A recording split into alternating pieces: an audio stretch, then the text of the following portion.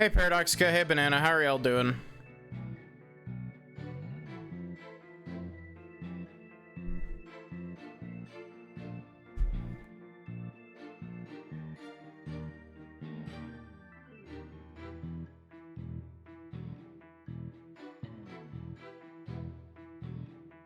Doing good?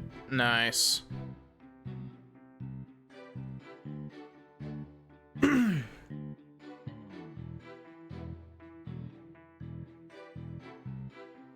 So, we are currently cross-examining Florent Labelle, because of course. And, I hate this man. I was in the hallway, hiding in the shadows. That's when I heard the confession.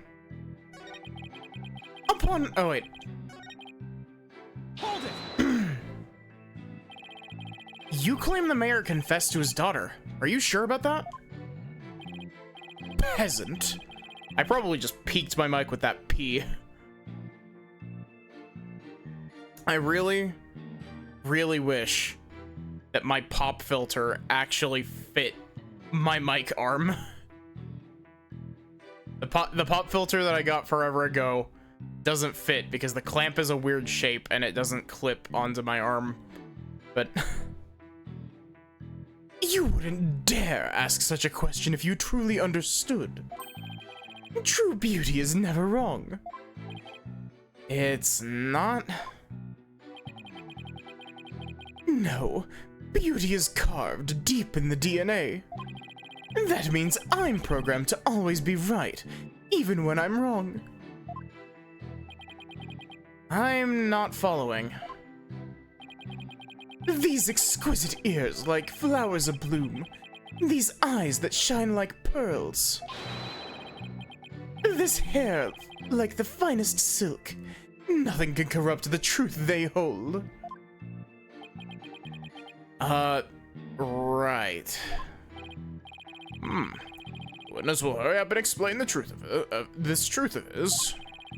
Specifically, what did Jinxie Tenma do upon hearing the I read that as confiscation. Confession.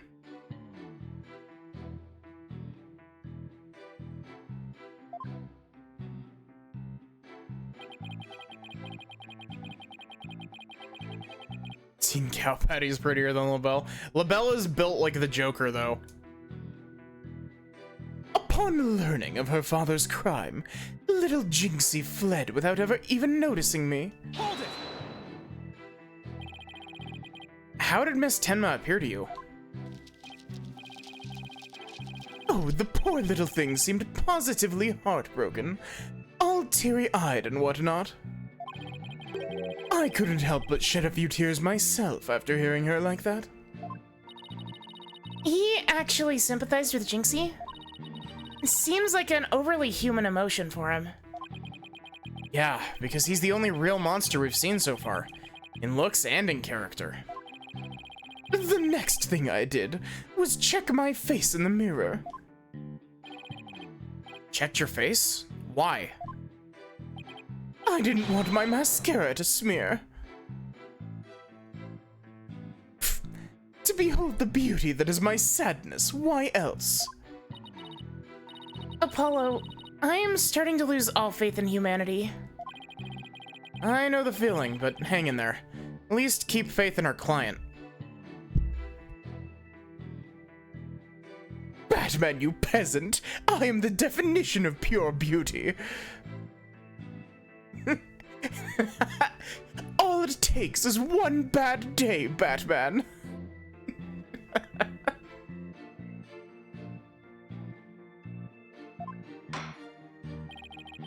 Let's keep this moving, shall we? Oh, what happened next? You know, for once, I actually went back and started a... I was bored at work. I spent most of my day at work today listening to podcasts. I was listening to the Overly Sarcastic podcast because we love overly sarcastic productions in this household.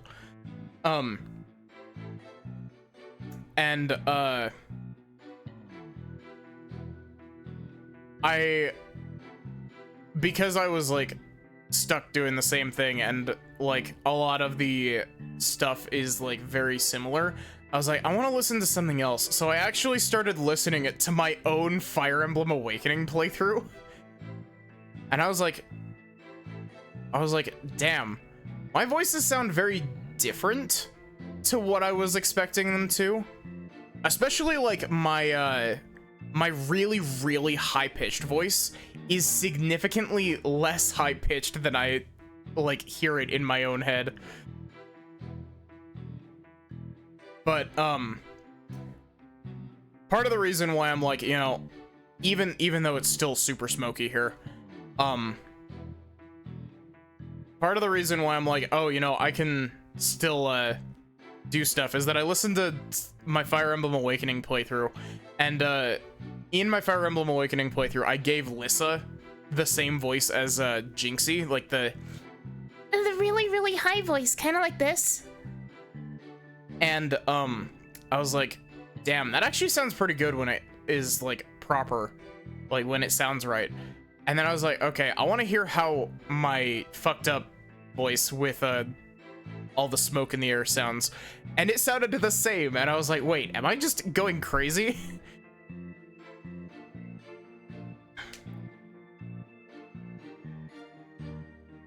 Because like I was like, I want to hear how bad like my voices for the last part of Dual Destinies were, because I was struggling, but it sounded perfectly fine, and I was like, oh, that's awesome, actually. Immediately after that, the mayor came to, stood up, and opened the Forbidden Chamber. Hold it! He opened the Forbidden Chamber. Why would he do that? Who knows? Maybe he wanted to free the demon Tenmataro.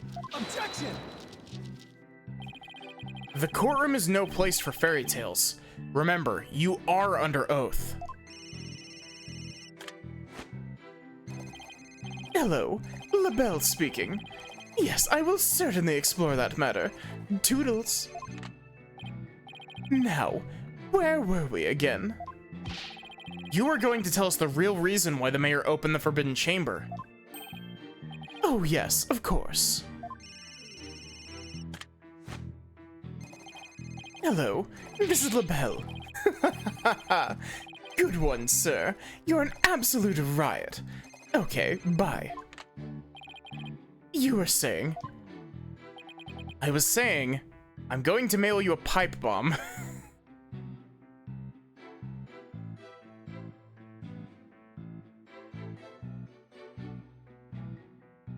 He doesn't need a beating, he deserves a beating, yeah. Never mind. This is a waste of time. He's just going to tell more lies. Witness will focus on his testimony, not his phone calls. Now tell the court what you did after you saw the mayor open the Forbidden Chamber. Well, after that... I swear, Florent LaBelle, if you take another call, I will remove all of your skin from your body, all at once, in one fell swoop. I promise you it won't be pleasant. It'll be worse than the Nightmare Dimension. As I ran in terror, the demon emerged from his prison. Hold it! What was Mr. Filch like at the time? Oh, I forgot that Mr. Filch was the Tenmataro in the...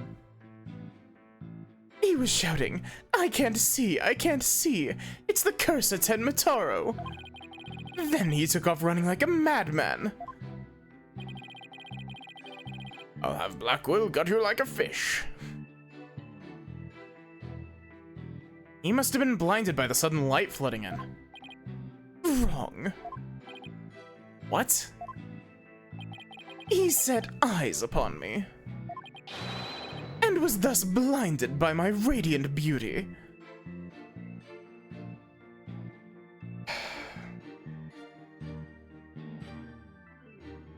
You know, it really says something about a character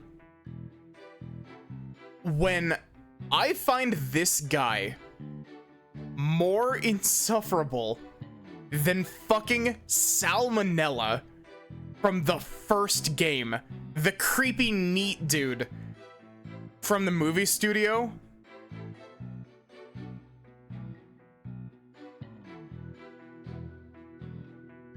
Like, it really says something about Florent LaBelle that I like him less than Salmonella.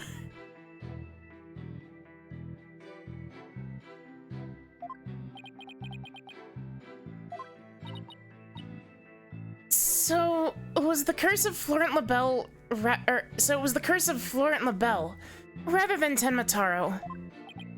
Yes, I'm afraid such beauty can be a curse.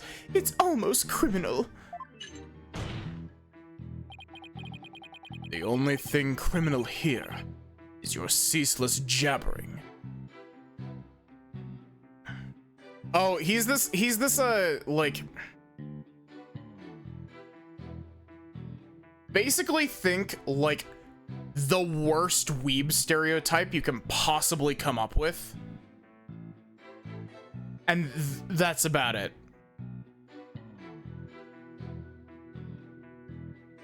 And he's really creepy.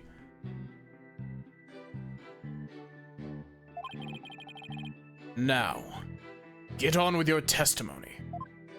I also had the realization that my deep voice isn't nearly as deep as I think it is. Oh, forgive me your darkness. Let's see. Oh yes, I fled for dear life from Tenmataro and... In shock, I fled down the hallway to my right, to the one with the phone at the end. Hold it!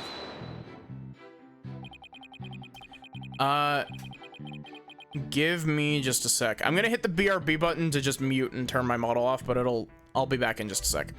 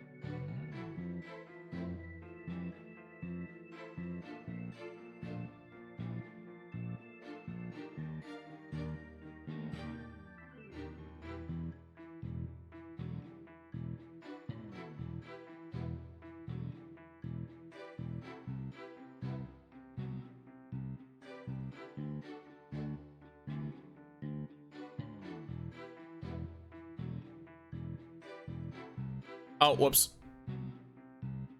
Oh, stream.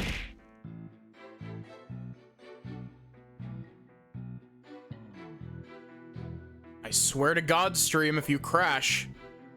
Also, thank you for beanaging the air. I teleported out of the way just in time.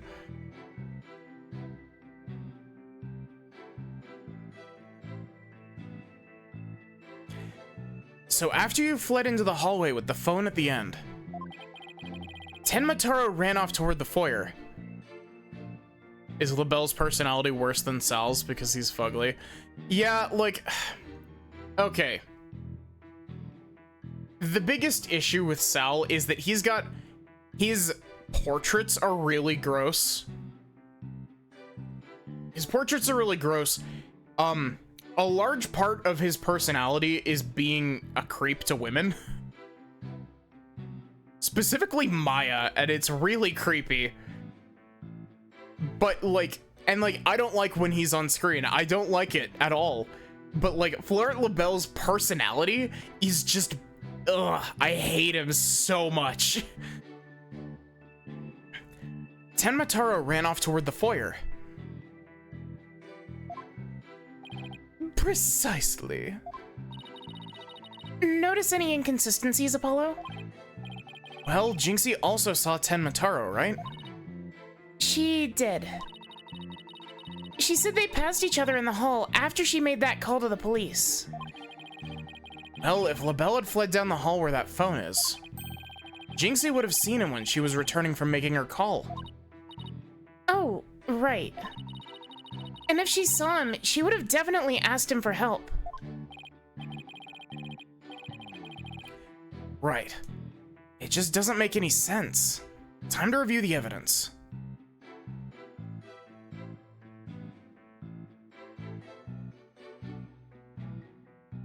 I don't think LaBelle would willingly step foot within a mile of salmonella.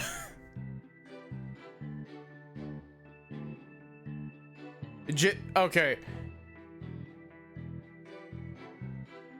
Never mind. I'm gonna save that statement for later, because that's 2 cases out. Also, I need to reset my... I accidentally nudged my chair off to the side.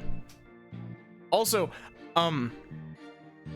I have come to the realization while watching my own Fire Emblem Awakening playthrough, I need to get soundproofing foam. It was really annoying hearing my room echo.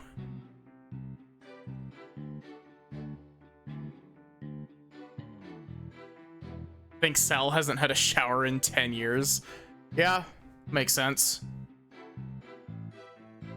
Right. It just doesn't make any sense. Time to review the evidence. If we don't find some way to poke a hole in his testimony, Mayor Tenma's as good as guilty. This is bad. Very bad. We need to find an inconsistency, a mistake, some kind of conflict. It's all over if we can't find a flaw in the prosecution's case.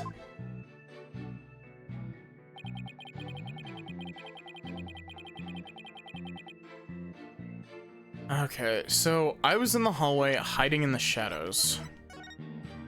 There's not exactly many shadows you can hide in here, buddy. Old pal. Upon learning of her father's crime, little Jinxie fled without ever even noticing me.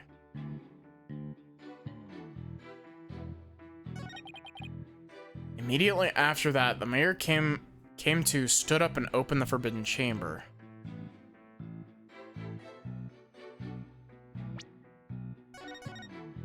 Is it the key?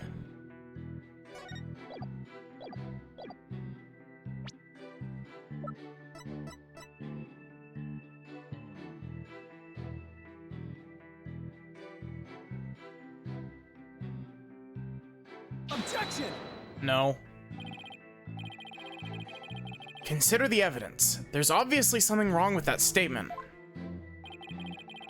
Your gall knows no bounds. It's shocking. Really. What's that supposed to mean? You stand there brazenly objecting to perfectly factual statements. One does not see such shameless behavior that often. Penalty for our shameless attorney. Oh no, it looks like Blackwell's turning the judge against me.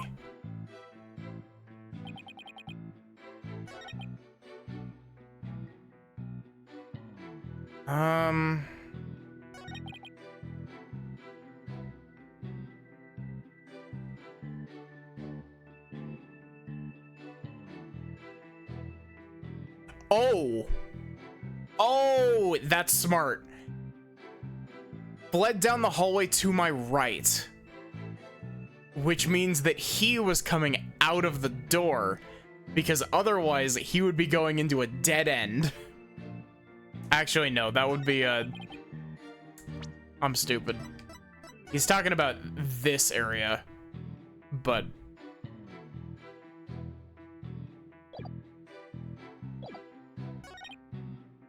Fled down the hallway to my right. One with the phone at the end. So... yeah, that scans... Maybe I'm dumb. I might be dumb.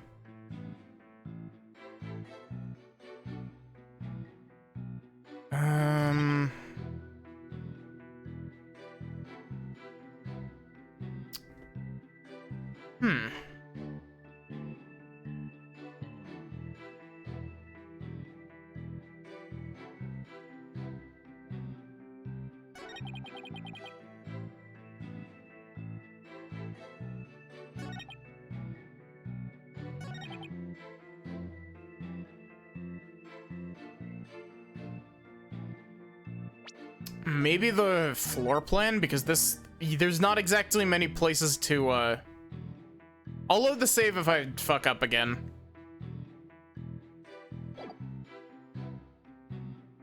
My main thing here is that, there isn't anywhere for him to hide in this hallway because it's a hallway. Objection! No. That statement clearly contradicts the evidence. I object to you on personal grounds. The sole contradiction lies in what your faulty logic dreamt up just now. Ah. Objection overruled. Defense will think twice before making such erroneous statements. Seems that statement didn't particularly conflict with the evidence. Oh, that's cool. They have a little inbuilt hint system here. That's neat. I don't think I'll be using that unless I get, like, properly stuck, but...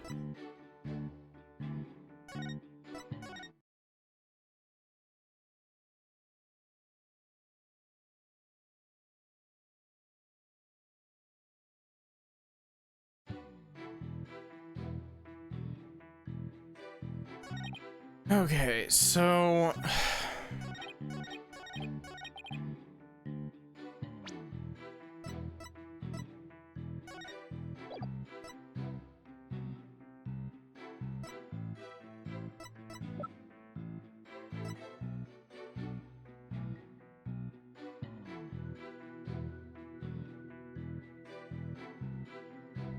maybe this? My reasoning behind that is, this is her eyewitness account, which is taken from... Yeah, this is because she, called the police.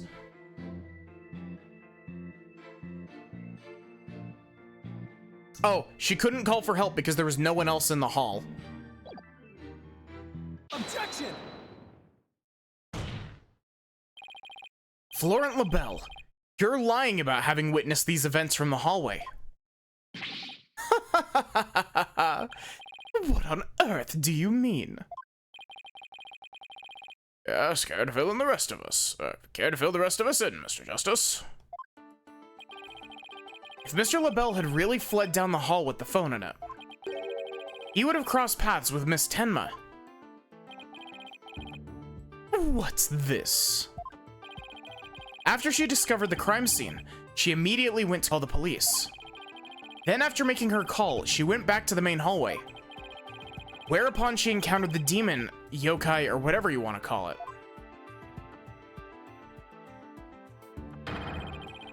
As for me, I call it Phineas Filch in a Tenma Taro costume. The encounter happened right here, where the hallways meet. As for Mr. LaBelle, if he had fled here, feigning escape from the yokai imposter. Why yes, two would have crossed paths. Right, except Miss Tenma told us that there was no one else in the hall. In short, Miss Tenma did not see you there in the hall, because you were never really there.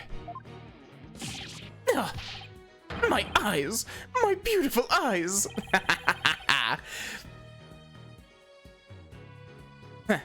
Not such a fabulous scent now, is it? But Mr. Justice, witness also stated he heard the mayor confess. Lying about hearing the confession from the hall. And where was he when he heard it? Inside the Fox Chamber. Where else? But isn't that within the very crime scene? It is, Your Honor, and that means he's not really a witness. Rather, he's the third party I've been alleging this whole time. What? You think I'm the killer? How dare you? Silence! Foolish fop. A true man knows when he's beaten. The shield of lies comes to naught before a foe with the sword of truth bared. Prosecutor Blackwell, what are you? I thought we were on the same side. You are mistaken. There are no sides here, save for my cold, steely edge of judgment. You are alone upon this battlefield, with naught but your lies and sickly sweet perfume. Whoa, what just happened? Blackwell's really tearing into him. You heard the mayor's confession from the inside.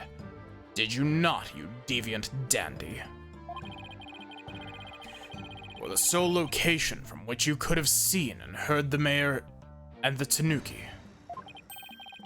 Without either of them noticing you were right there in the Fox Chamber. Oh my. So that's how it's going to be. Fine, I'll come clean then. Seriously? You admit to being there in the Fox Chamber. I do. I did enter the room after the murder. But I was afraid of being falsely accused, so I lied about it. I feel terrible about lying like that, but it's verbal cologne I used to protect myself.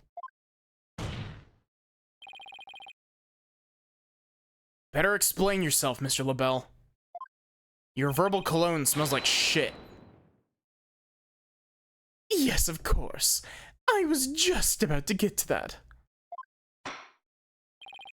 The witness is skating on thin ice. I'll remind you that perjury is a very serious crime. I am well within my legal right to have you drawn and quartered. It may be a bit medieval, but, you know, I'm a fan of the classics. It's been forever since I've had to do that to anybody, but you would be the first in a very long time that has actually deserved it. Now, let's hear your testimony again, this time without your perfume of lies.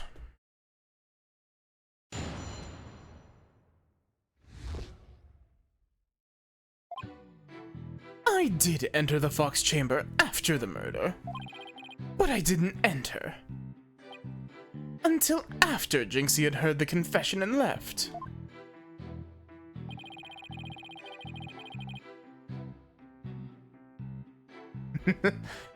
I'll have you tarred and feathered. Lord LaBelle, you seem to think that you're some sort of nobility. I think it would be a fitting punishment for your crimes to have you beheaded, just like French noble people. Nobility, that one. I heard the mayor groan and hid behind the folding screen there. What I saw there up close, it was absolutely horrifying. So you see, I was there, but merely watching from behind the screen.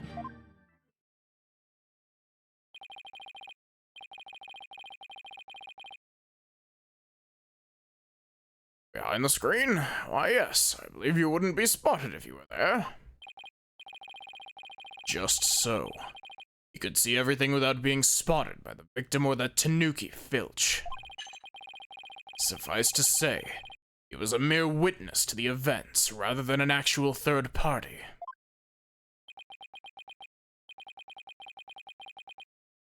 This guy's as slippery as an eel.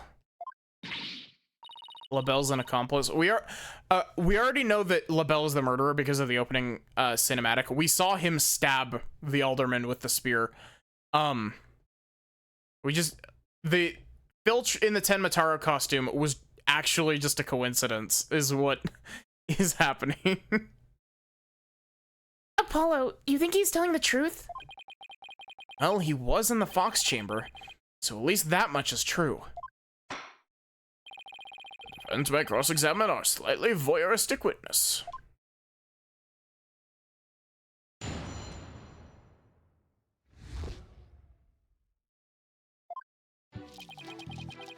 What is the actual definition of the term voyeuristic?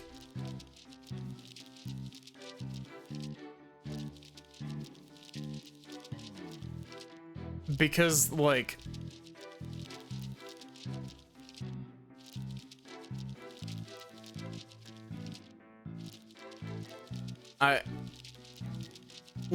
I understand, like, the concept of the word voyeuristic, but, like, I don't actually know what the actual textbook definition of it is.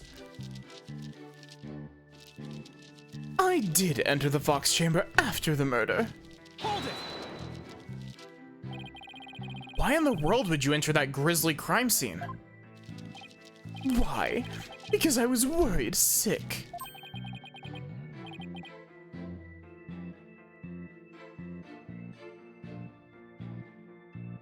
Okay, so I was right. It is, like,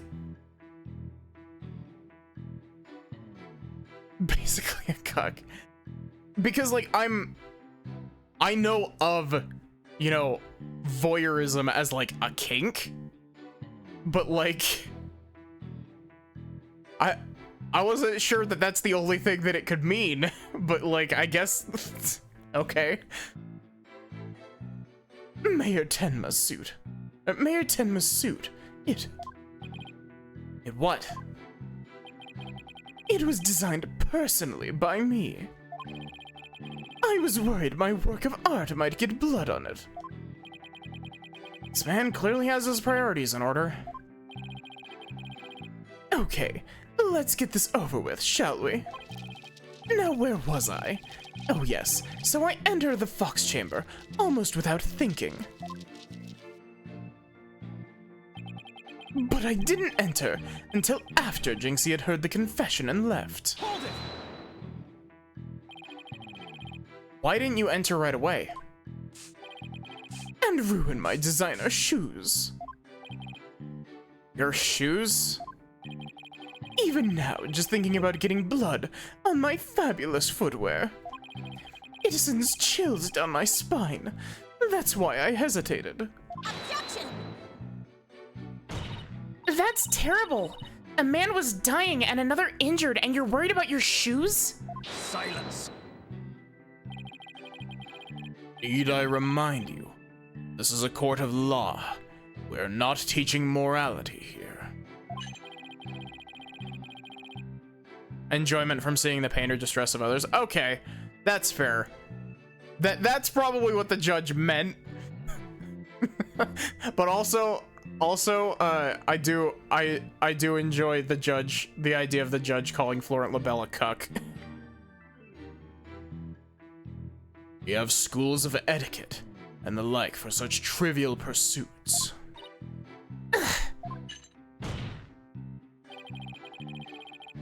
Now you listen to me, you deceptive dandy. Get to the point and be quick about it. Yes, well, I was there in the Fox Chamber, but I heard the mayor groan and hid behind the folding screen there. Hold it!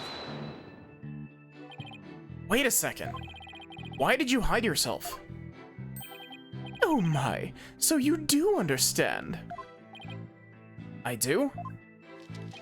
By hiding, I was concealing my fabulous beauty, which, for the sake of the universe, is something I should never, ever do. That's what you were thinking, right? Thinking I'd like to lock you inside a box. Someone should put you in a box floating down the river.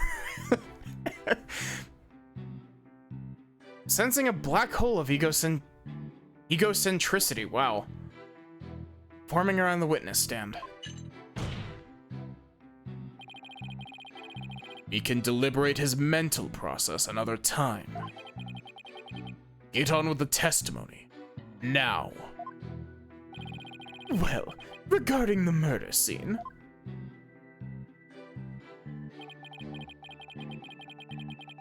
Yeah, they very much are too big for his face. Especially, his lips are especially big for his face when, he's doing the smirk animation. Because rather than like, you know, using his normal shape of his mouth and just forming it to fit as needed, it like bends his mouth up and it stretches it more. Also, I just realized there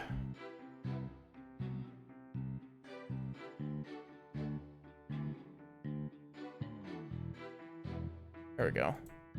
I adjusted the text box on screen a little bit, and I'm realizing now that it makes it kind of difficult to read the characters on the far left of people's messages.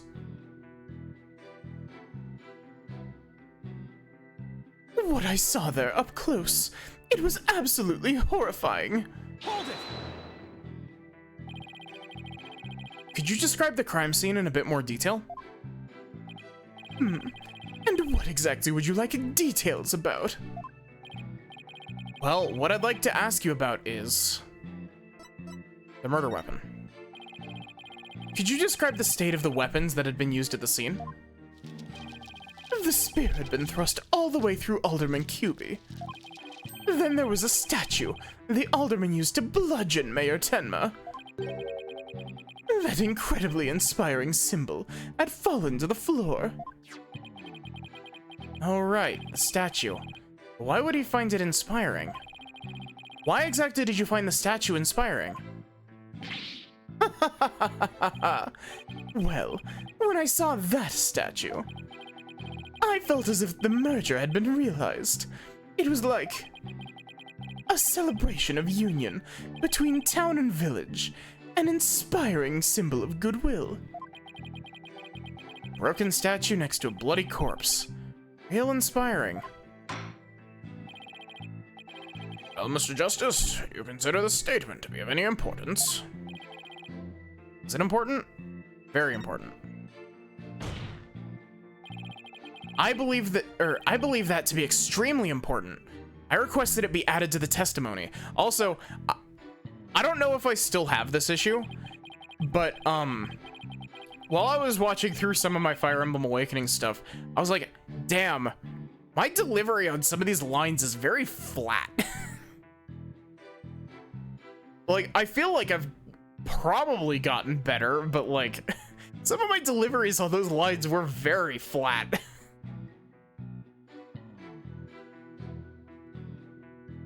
A statue had fallen to the floor. It was a token of goodwill celebrating the municipal merger. Hold it! A token of goodwill? Are you referring to the fox and demon statue? Yes, the statue the alderman allegedly used to strike back at Mayor Tenma. The mayor trampled down municipal goodwill, only to be clobbered by its symbol. It's quite ironic, don't you think? That's when the symbol of goodwill was transformed into a symbol of conflict.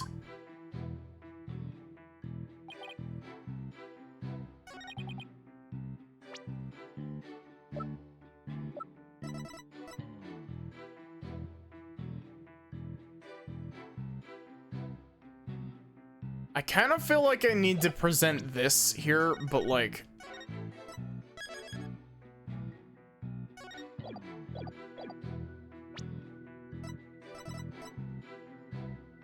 Objection! Okay, cool. I've gotten better. There's a lot more emotion in my character voices. Thank you. Your lies have finally betrayed you, Mr. LaBelle. What possibly could you mean? Like, how do I phrase it?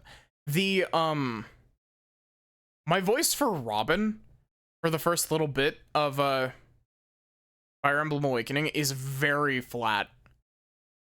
It's just kind of this, all the way through. It's just this tone of voice. Very little variation. You said the statue is like a celebration of union between town and village. Isn't that correct? It is indeed. But what of it? The two yokai are joining hands in goodwill. As if they were celebrating the municipal merger.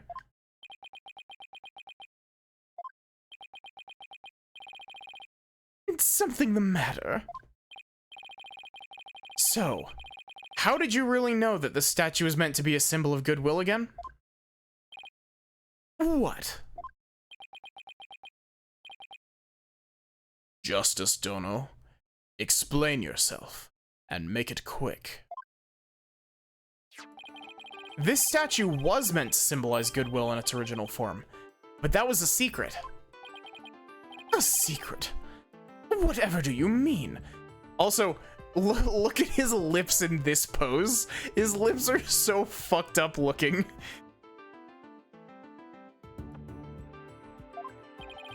What I mean is that it broke when someone used it to strike Mayor Tenma on the head. What's left clearly makes it look like the two yokai are battling it out. The statue's secret and its true form were lost inside that locked room. For Miss Tenma is the only living soul who should know about what it once looked like. So, Mr. LaBelle, where could you have possibly seen the statue in its original form? What do you mean, where? The only possible answer is this. You saw the statue in its original form. Right there in the room where the alderman was murdered before it was broken. How dare you! Mr. Justice, are you accusing the witness with some sort of crime? That's my specialty. I love convicting people of crimes. Yes. Yes, I am. Laurent LaBelle, I accuse you of the murder of Alderman Rex Cuby.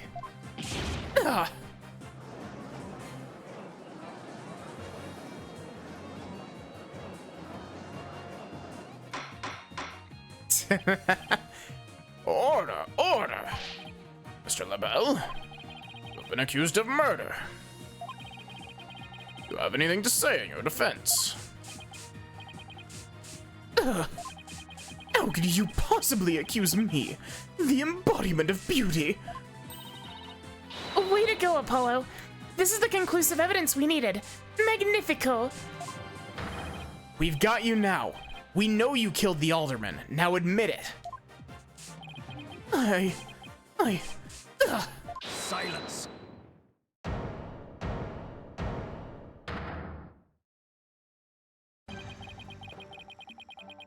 Enough of your silly games, Justice Dono. This prancing peacock could not possibly be the killer. Objection! What are you talking about? His alibi has already crumbled to dust. And I just proved that he was in the Fox chamber while it was still locked tight. Silence. Why could he have not seen the statue in its true form before the murder? After all, he was close friends with the alderman. Ergo. Yes, that's right. I clearly remember it now. Alderman Cuby told me about it. About what the statue actually looked like. I mean, he was a good friend of mine. Objection! Yeah, right. He wouldn't show you a secret gift just like that. Silence. Moreover, it has already been proven that he was not present at the scene of the crime. It has? Forgotten, have we? Recall the little scamp's statement. When Jinxie Tenma unlocked the Fox chamber, he saw the alderman and the mayor collapsed therein, and no one else. Come on. Ugh. Oh, Dang it. Simon, you're smarter than this. There's a folding screen that he already used to block his line of sight. Fact is, it was you two who made that apparent in yesterday's court session. Thus, Laurent LaBelle could not possibly have been in that locked room. no!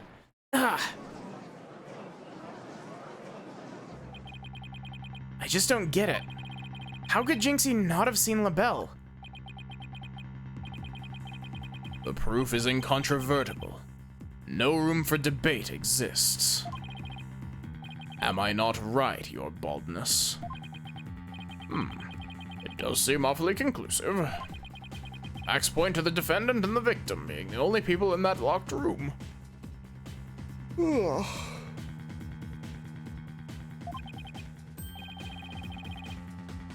Moreover, the defendant has already confessed, except not under oath, and maybe he was delirious. He was hit on the head. Silence. You cannot defend the indefensible. Your role in the charade is over, Justice Dono. But your baldness. This trial would last an eternity if we were to keep crossing blades with these simpletons. It's high time you brought down the hammer of justice. Point well made. I believe it's time to declare a verdict. This court finds the defendant Damien Tenma.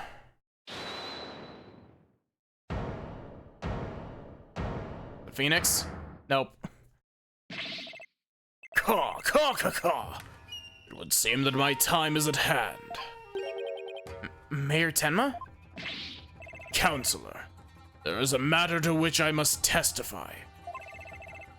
I recall it now only for your good graces. Counselor? Oh, right. He must mean me. Has he finally remembered what happened before that blow to his head? Bailiff, don't just stand there. Seize him. It's no good. I can't restrain him. Caw, caw, caw, caw. Know me in despair, for I am Tenma Taro, Demon Lord of the Yokai.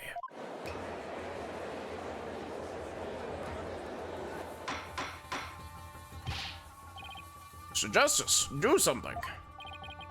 Since when am I responsible for court security? Apollo, this is our chance. We might get some new information out of him. Your Honor, seeing as our client has something new to say, I believe due process demands that we hear him out, even if he is a yokai. When you put it that way. Still, I believe testimony by a yokai is unprecedented in the legal world. Don't worry, Judge, you'll be cross-examining an orca soon enough. Unprecedented in absurdity, more like. Alright then, Mr. Damien Tenma. Or should I say, Mr. Tenma Taro? Your testimony, please. I shall now speak of the recollections most real, courtesy of my host, Damien Tenma. Heed these words, mortal, or hear them but once you shall. Caw, caw, caw, caw. The mayor's having a mental breakdown. A little bit. Barely conscious was Damien there amid the darkness. Suddenly, two yokai did appear. On one side, I, Tenma Taro, ruler of demonkind. On the other, my mortal enemy, the nine-tailed fox.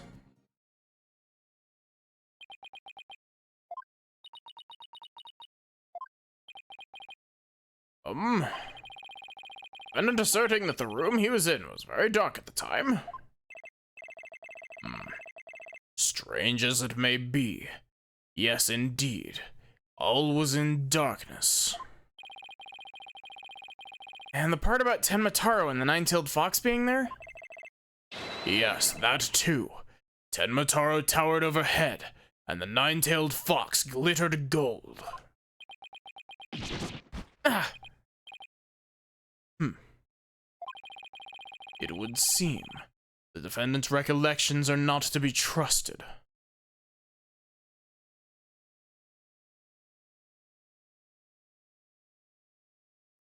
Okay, the biggest thing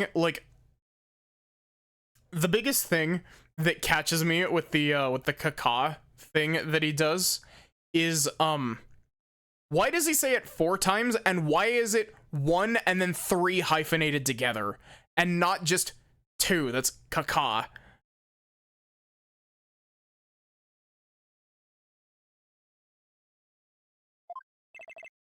Yes, well, truth be told, my host's recollections are still a bit fuzzy. As if half dreamt. That happening lingers in his mind. Apollo, maybe I can help here. Really? Oh, you mean... Yeah, I can hear it. The discord in his heart. I sense an unusual emotion in the mayor's memory of the event. Okay, I just hope our findings don't come back to haunt us again.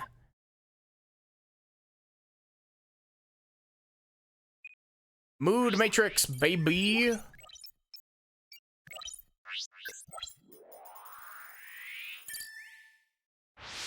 Meanwhile, Black Hole's over here like, God fucking damn it, Hute. Barely conscious was Demon there amid the dark. No. Damien. Suddenly 2 yokai did appear. One side, I, Tenmataro, ruler of demonkind. And on the other, my mortal enemy, the Ninetales. I think I'm supposed to be pointing out scared here?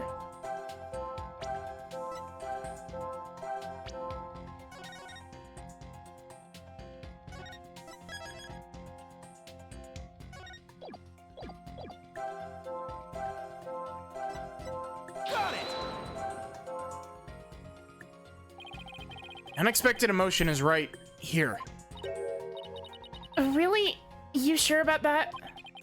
Yeah, can't you see it? Maybe if you look really hard? Just keep staring and maybe... Apollo, this isn't a game of where's emo. So I'm way off? At least make an effort next time. Okay, let me try that again.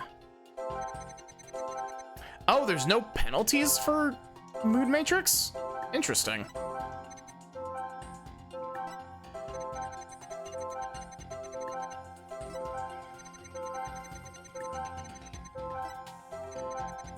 Was it? No.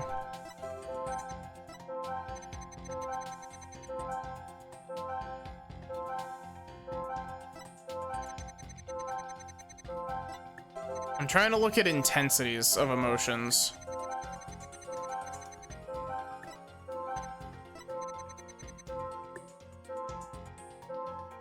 Okay, so fear makes sense here.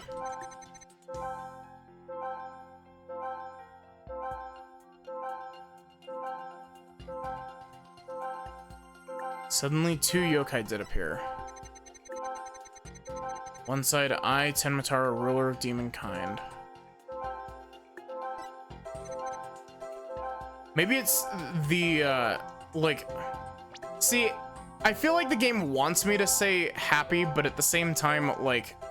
Happy feels a bit weird here to suggest is the weird emotion.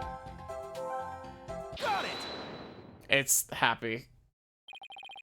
When the nine-tailed fox appeared, you not only experienced shock and sadness, but also something like joy as well. Joy? Perhaps it was joy at the light coming to my eyes at long last. A long and terrible creaking did pierce the silence. And then there was light. On reflection, it was a door that did produce that infernal racket. Creaking door? Oh, you must be talking about the Forbidden Chamber door. It does make a lot of noise. So, this means the Forbidden Chamber really was opened. But what about the sudden light he described? I think I know. He mentioned darkness and Tenmataro towering overhead. Maybe the mayor wasn't really in the Fox Chamber at the time of the crime. What?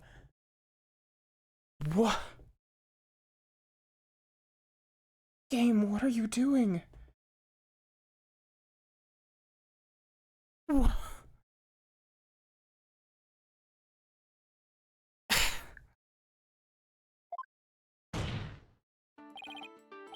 Mr. Mayor, did the darkness that you were in happen to be here?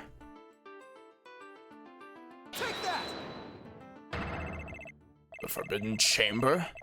Was it not the Fox Chamber where the murder did occur? Yes, but it all makes sense if you were in the Forbidden Chamber. That terrible creaking sound was probably the Forbidden Chamber's door opening. And the towering Tenmataro you saw? Most likely the Forbidden Chamber's statue. Why, yes. That would explain it. Yeah, I know, right, Banana? The darkness and the staff and the demon's grasp.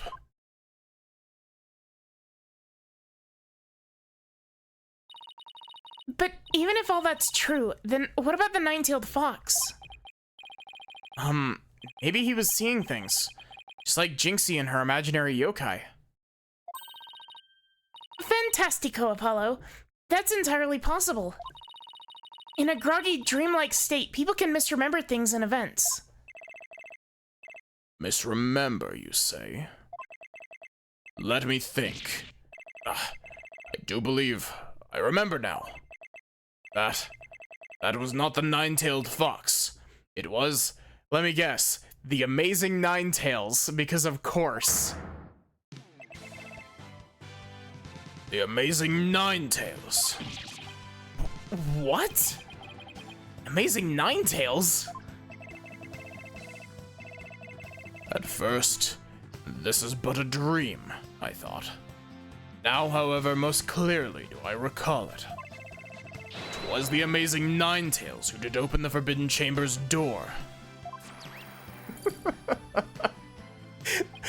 This case, just like, it's amazing. This case went so, like, in the last, like, 20 minutes to half an hour, this case has gone so far off the fucking rails. I'm sorry I asked. The amazing Ninetales, but that was the victim, Alderman QB, right? Yeah, why would he open the Forbidden Chamber? Wasn't he trying to keep it sealed? Never mind that. This is completely new information. Let me enter it and run an update.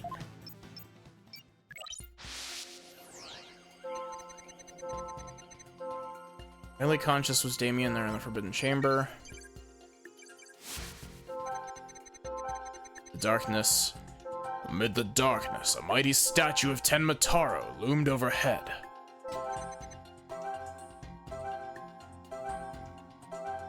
Suddenly the door did open, and a shaft of light did pierce the gloom. The amazing Ninetales had come to the rescue. Got it! Okay, I don't like this case feels like it's another situation of they made the case a bit too long. Because like for the most part, like actually, okay. Here are my thoughts so far about this case. This case has a really bad situation where it keeps being like, okay, here's the twist, and then it untwists afterward. You know what I mean? Does that make any sense? Because it's like, oh, you know, somebody could have escaped the Fox Chamber and still locked it by climbing through the vent. And then you go and check the vent, and the vent is covered in dust. And then it's like, no, actually, this isn't the scene of the crime. Inside the Forbidden Chamber is the scene of the crime. And, oh, it wasn't Florent LaBelle in the Tenmataro costume. It was Filch in the Tenmataro costume. Like, this case specifically is doing a lot of the twist and then untwist just to, like, yank you around on a chain, you know what I mean? Yeah, it retwists in the opposite direction after the twist. When the amazing Ninetales opened the chamber, banishing the darkness within, you felt joy, but didn't you also feel shock and sadness? Yes. The hazy depths of my mind, I do recollect something of that nature. I believe it was the fiend's cape of red. When I did behold it, a great wave of sadness did inexplicably wash over me. Cape of red? Apollo, we've reduced the noise level. Oh, but there's still a little left. Mayor Tenma, why were you sad when you saw the red cape? Feels like an M. Night Shyamalan film. Yeah, a little bit. Man, that is like I hate when writers, I hate when writers think that, essentially, writers seem to think that people being able to guess your plot twist is bad writing, when it's the opposite. If people can guess your plot twist, it means that you're lining stuff up properly. And, like, you're giving your audience enough information to actually figure stuff out. You know what I mean? Like, I hate when writers put in nonsense plot twists that come out of left field for the sole reason of attempting to blindside people.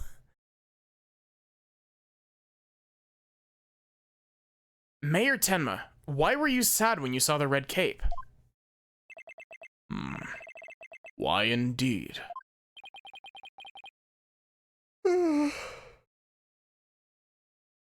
Man, these, like, Tenma's voice and Blackwell's voice are just, like, the same.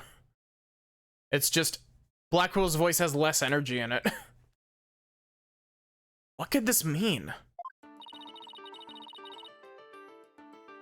I guess his memory is still a little spotty.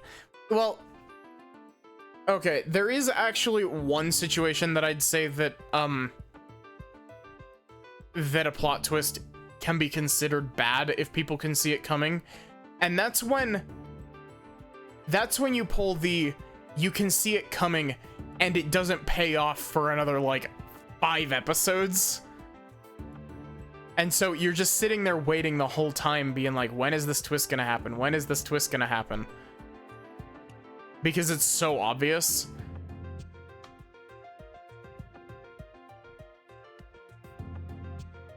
But, like, at the same time, like, that's also just, like, a pacing issue more than anything.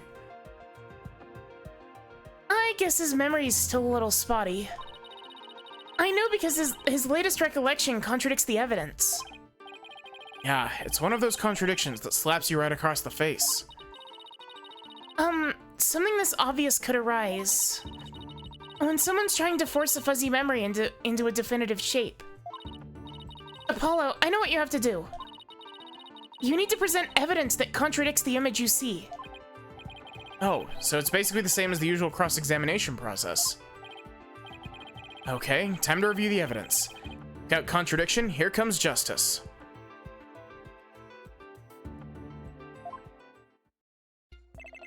But yeah, that's less of an issue of the plot twist itself, and it's more of an issue of the pacing of the story.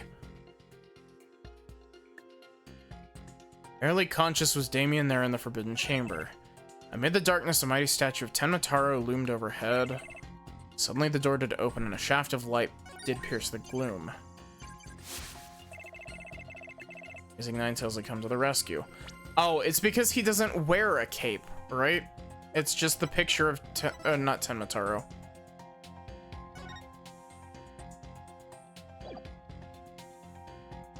Objection!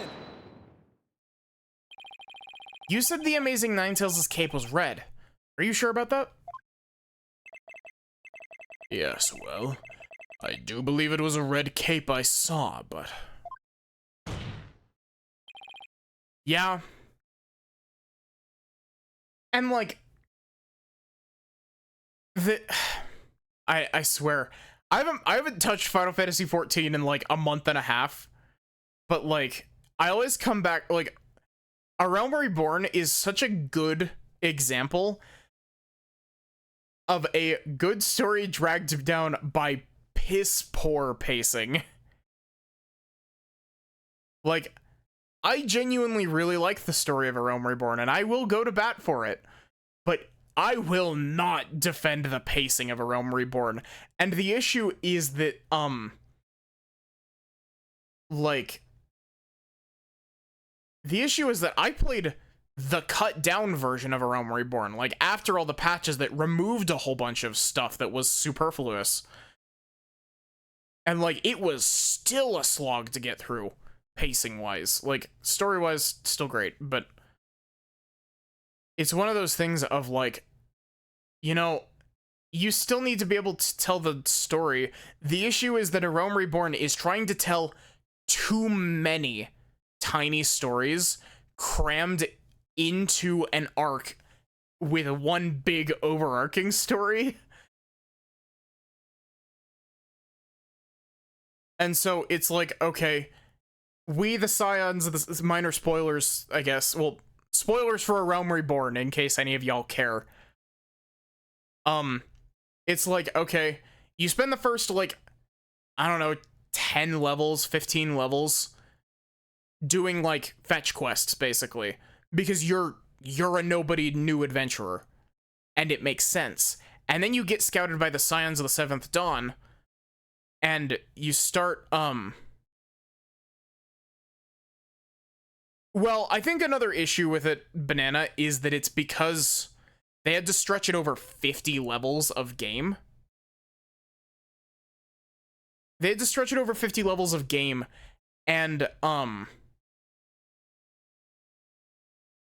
it's like, some of the stuff that happens between the major plot beats of the big arc is important to the big arc, and some of them are running concurrently with another plot arc, but it's an issue of, like, due to the fact that it's not, like, it's all concurrent, you end up with, like, you know, you have step 1 and 2 of one arc, and then step 1 of a second arc that happens after step 2, and it's just, I haven't played it, not planning to. I really like Final Fantasy 14, though I need to get back to it and play Stormblood.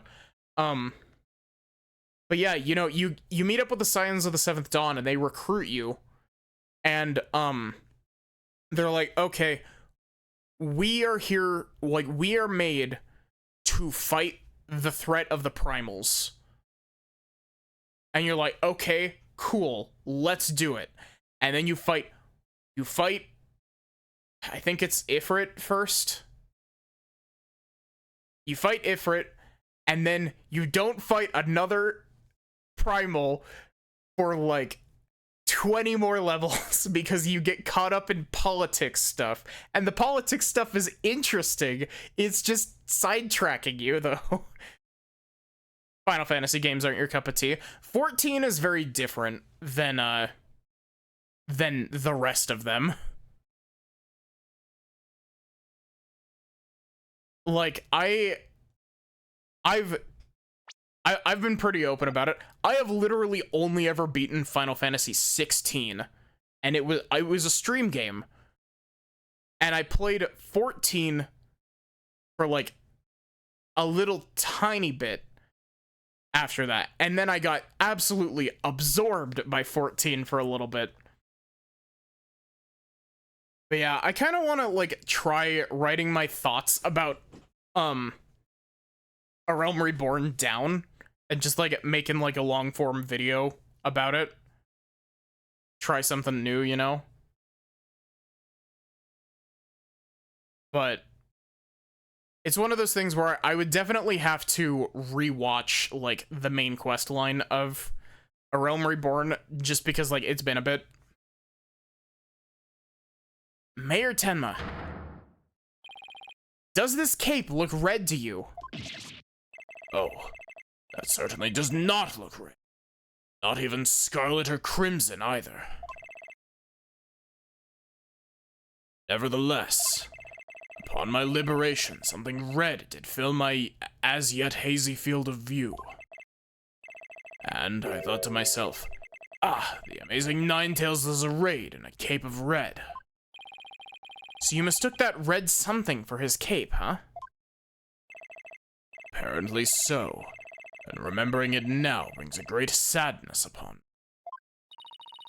So the red something wasn't a cape after all, or probably wasn't a cape after all.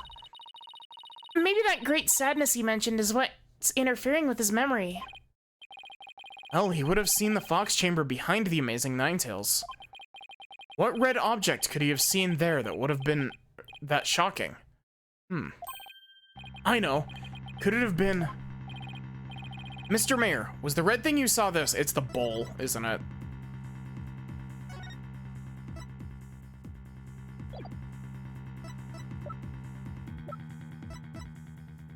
Take that! Gosh, mortal, do you mock me? Whoa, sorry. I'm afraid I have no recollection of seeing such an item.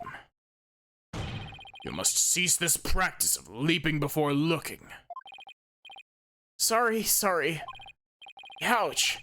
That was a human demon double punch.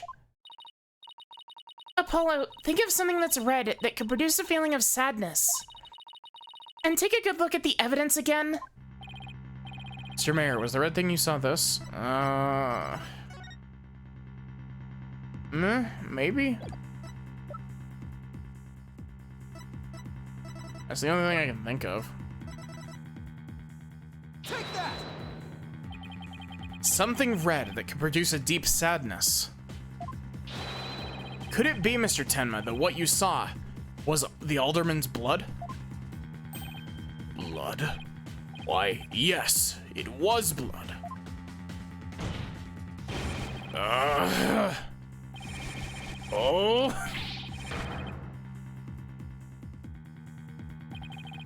It's all coming back to me now.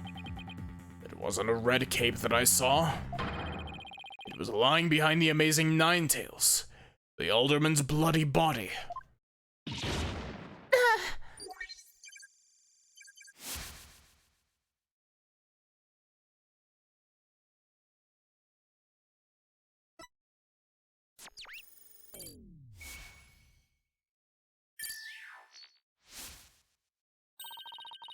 His noise level's down to 0.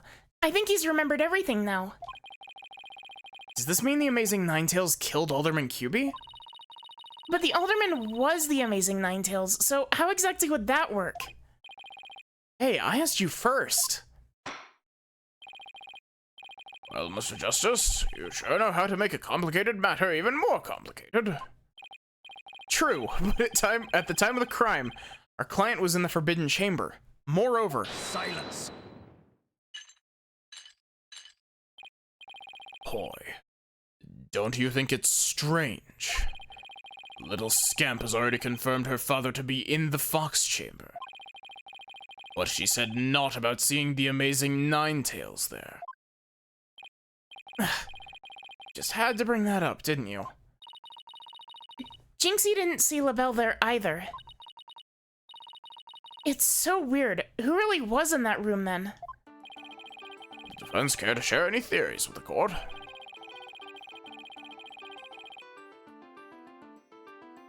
Can you explain the inconsistency between the defendant's testimony and his daughter's? Yes, I can. Give me just a sec.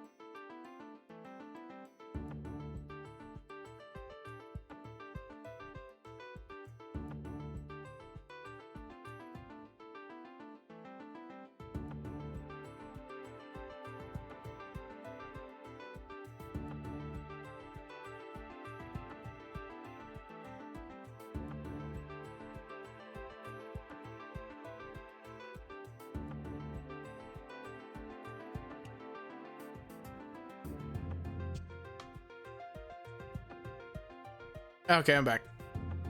Never mind.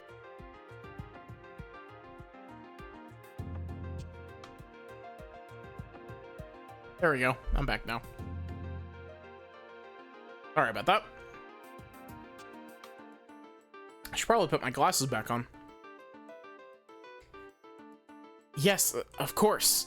Of course I can explain it. Because if I don't, we're in serious trouble. Not with more of your bluffs and fairy tales, I trust. Fair warning, Justice Dono. I shall have your head if you fail to explain this.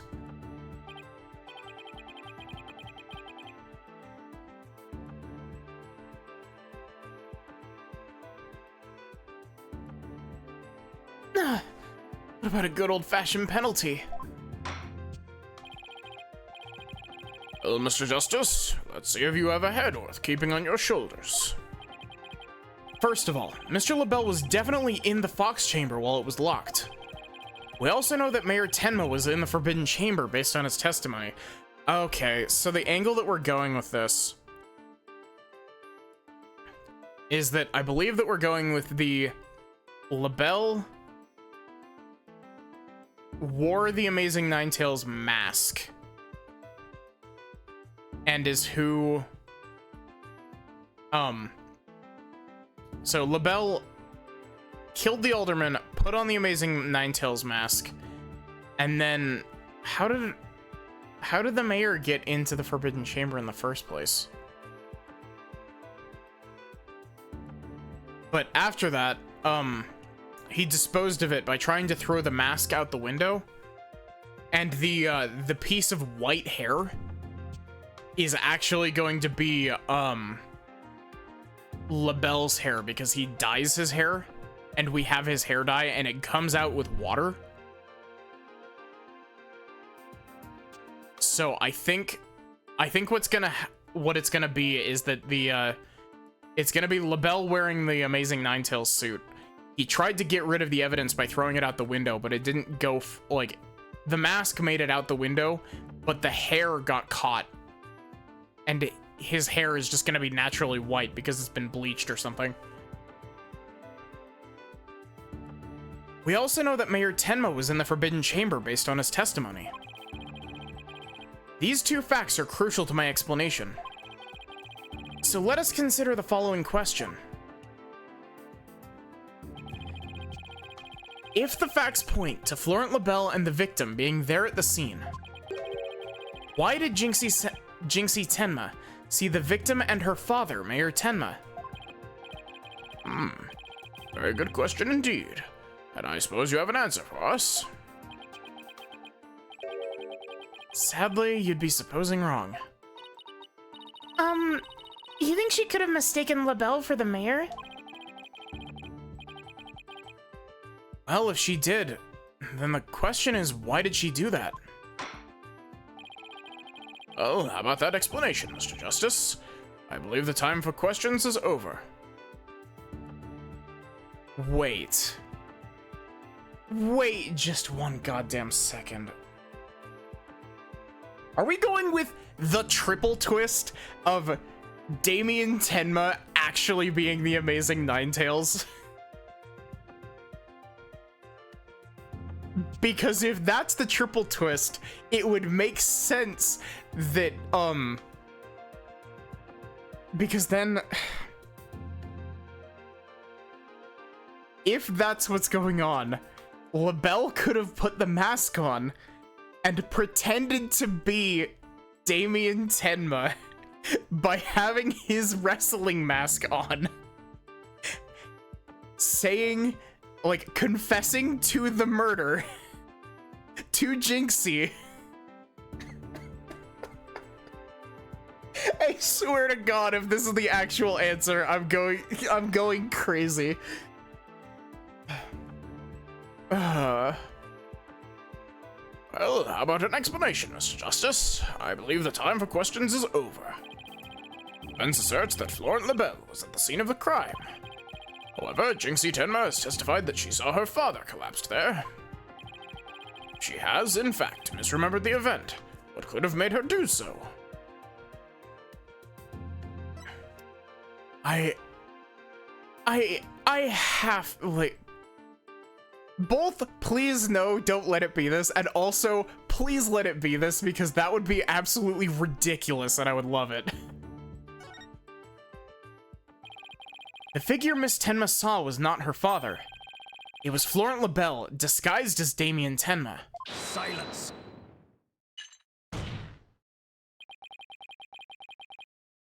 That is a complete impossibility. Their faces are utterly unalike. How could you explain that away with a mere disguise?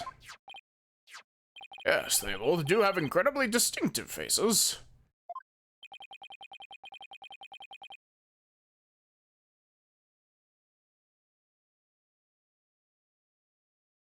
Maybe the disguise completely hid his face?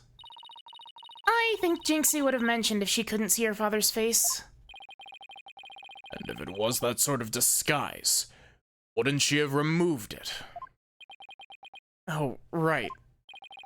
Your sword is as dull as your mind, Justice Dono. Shall I show you what a truly sharp blade is capable of? I think I'll pass. Ah.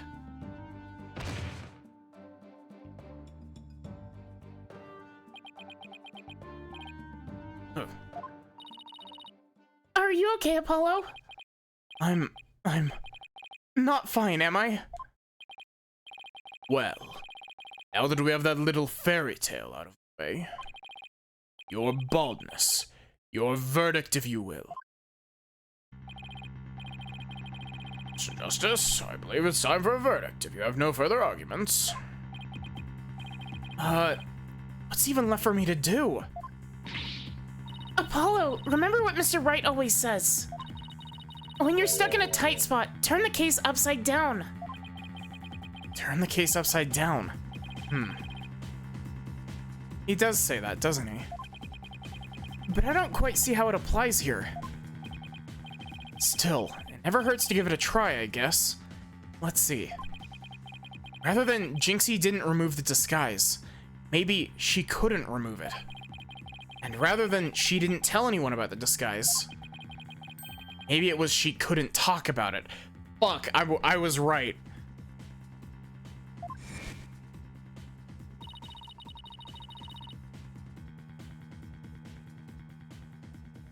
A wrestler's mask is more precious than his own life. He'd never unmask himself in front of others. But there are matches where wrestlers battle for the right to remove each other's masks.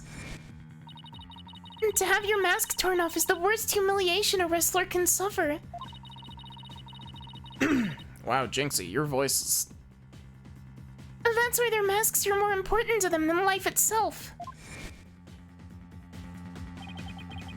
And what about the fact that that it was the Amazing Ninetales who opened the door? A mask that can't be removed in front of others? And these facts turn things around?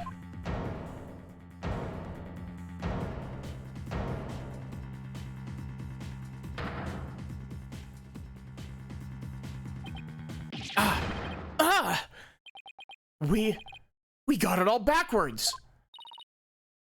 Apollo? I think we might have made a huge mistake. Your baldness. I see no need to further indulge them in their silly little farce. The defense has no proof. They never did and they never will.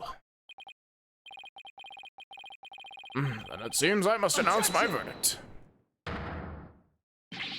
I do have proof.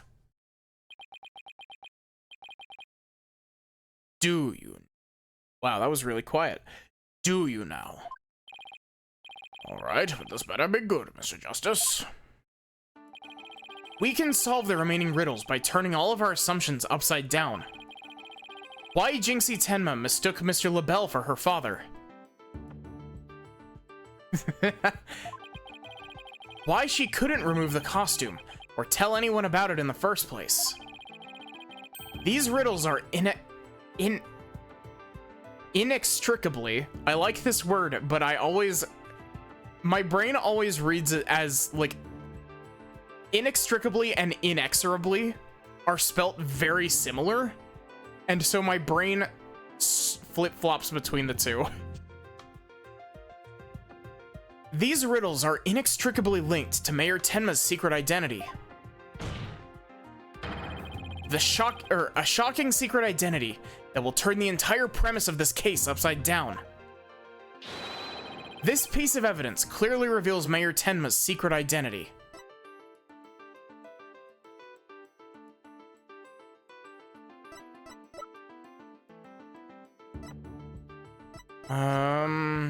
Mask. Take that! Gah! What absolute claptrap! Poppycock balderdash! We thought the Alderman was the Amazing Ninetales, and the Mayor was Tenma Taro. That's why we believe the Mayor killed the Alderman in his lust for Ninetales Vale. And it was the basis for the prosecution's entire case against our client. However, we got the whole thing backwards. Mayor Tenma wasn't Tenma Taro at all. He was the Amazing Ninetales.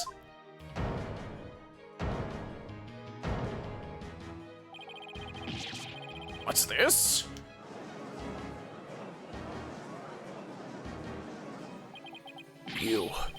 You'd best explain yourself, Justice Dono. And from where you derived such a far-fetched conclusion. Jinxie no doubt knew the true identity of the Amazing Ninetales. But she couldn't tell anyone no matter what. That's why she didn't say it was the Amazing Ninetales she saw passed out.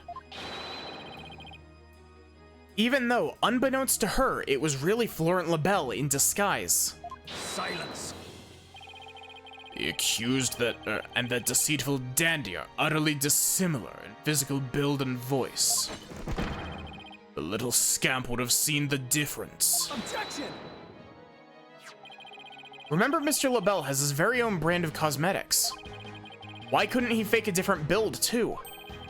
And anyone speaking through a mask would naturally sound different. Silence. Why did she not simply pull the mask off? Objection!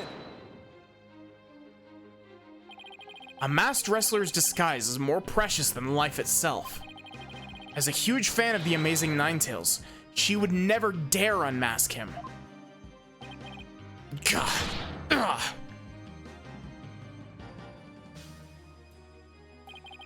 This case of mistaken identity also explains the riddle of the locked room. And by all means, Mr. Justice, answer it for us already. First, Mr. Labelle entered the room where the Mayor and the Alderman were talking.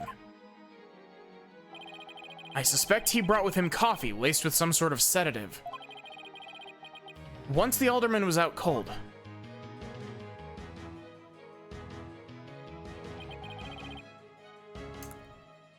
that's when Mr. Labelle killed him. Next, he took the Mayor, who he had also drugged, into the Forbidden Chamber. Then he returned to the Fox Chamber, slipped into some of the Mayor's spare clothes, and completed the disguise by donning the Amazing Ninetales mask. With his entire charade in place, Mr. Labelle then let out a scream. A scream that led Jinxie Tenma to the scene. So then... the person who said I killed Alderman QB was... Yep, that was Florent Labelle in disguise. The Mayor never actually confessed. Silence. No more than guesswork and speculation. Now stop your jabbering and... Objection! No, you twisted samurai. This time, you stop your jabbering and let me finish making my case. Ugh. Once Miss Tenma left the scene, Mr. Labelle, still wearing the Mayor's clothes and mask, open the Forbidden Chamber so he could drag the mayor back out into the Fox Chamber. Yeah, this trial is such a shit show, but it's actually, like, here's the thing. This trial is very messy, but its messiness is weirdly endearing, if that makes sense. Oh, so the amazing Ninetales the mayor saw was... Right. It was LaBelle opening the Forbidden Chamber. The second time Mr. LaBelle opened the door to the Forbidden Chamber, he happened to catch the thieving Mr. Filch by surprise. Startled, Mr. Filch, in his Tenma Taro disguise, ran as fast as he could away from the room.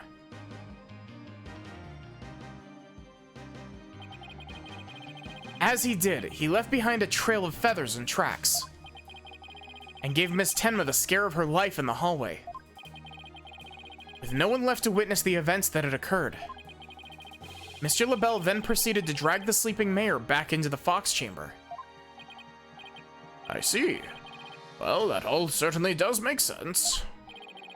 Then, after dragging the mayor back into the Fox Chamber, Mr. LaBelle threw the mask out the window and fled the room. Silence.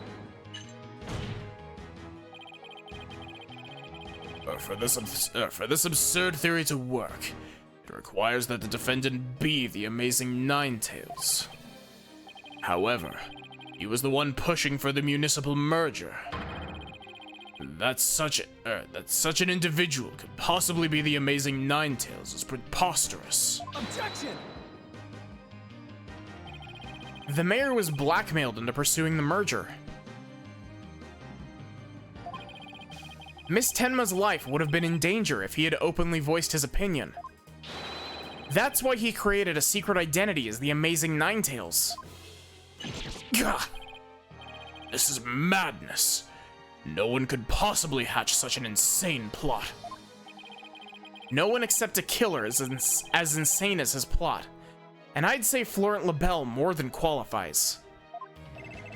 Foolish mortal.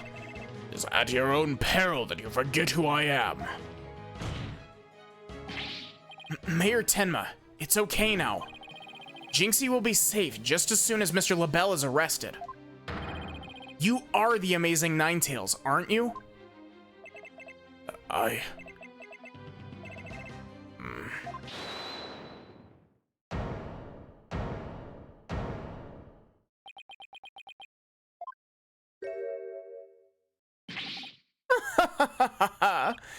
You have quite the active imagination. Mayor Tenma is not the amazing Ninetales. Objection! What do you mean? Well, has the mayor admitted to it yet? But that's just... And even if he did admit to such nonsense, I would reveal the truth behind Tenma Taro, right here and now. What?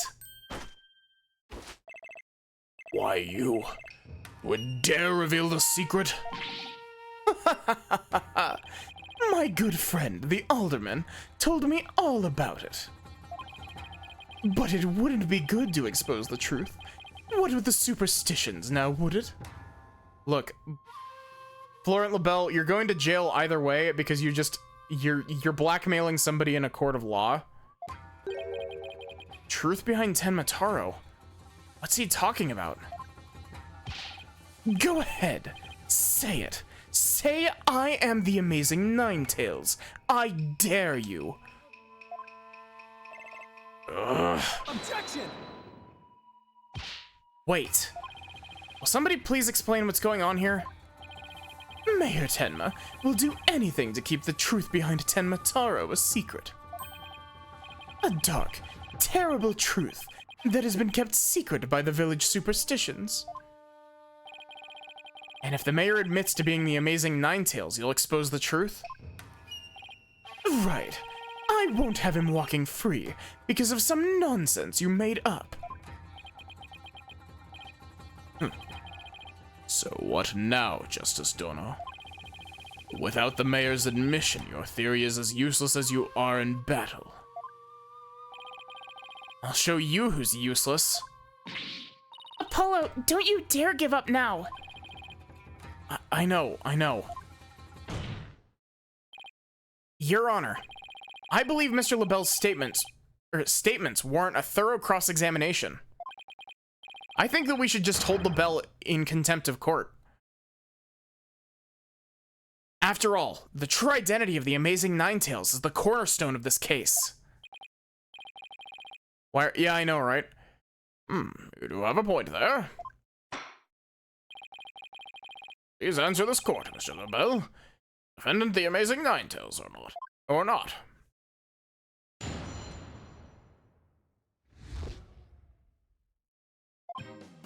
The Amazing Ninetales' true identity is not Mayor Tenma. The mayor would never admit to such utter nonsense. But if he did admit to such nonsense, I will expose the truth behind Tenma Taro, right here and now. And that would bring ruin upon Ninetales Vale, just as the superstitions say. Talk about out of the pot and into the fire. At this rate, the mayor will be found guilty for sure. Honestly speaking, if Mayor Damien Tenma is not the Amazing Ninetales, I'm afraid I don't see how the defense has much of a case here.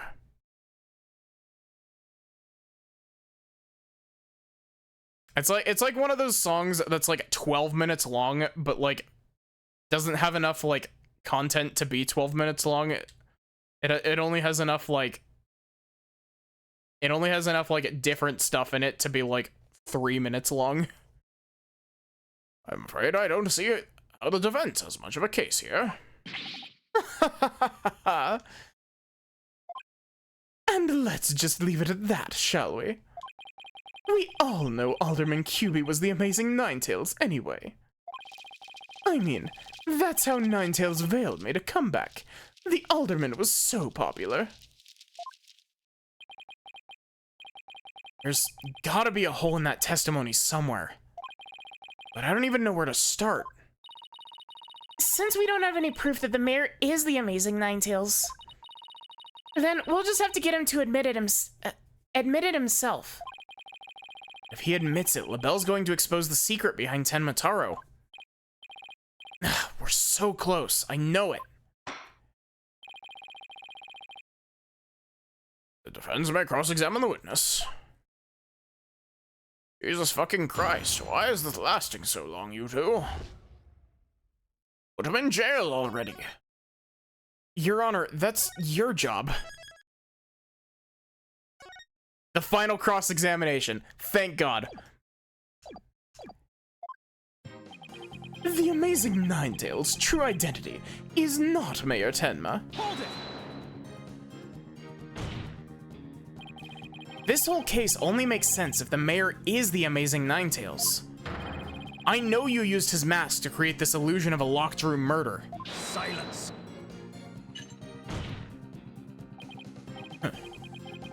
Nothing more than idle speculation. You have no evidence now, have you? Objection! Mr. LaBelle knows what this statue originally looked like. That means he had to be in the Fox Chamber while it was still locked tight.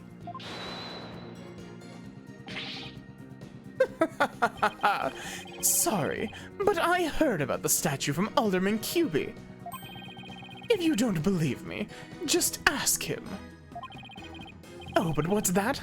The Alderman's dead.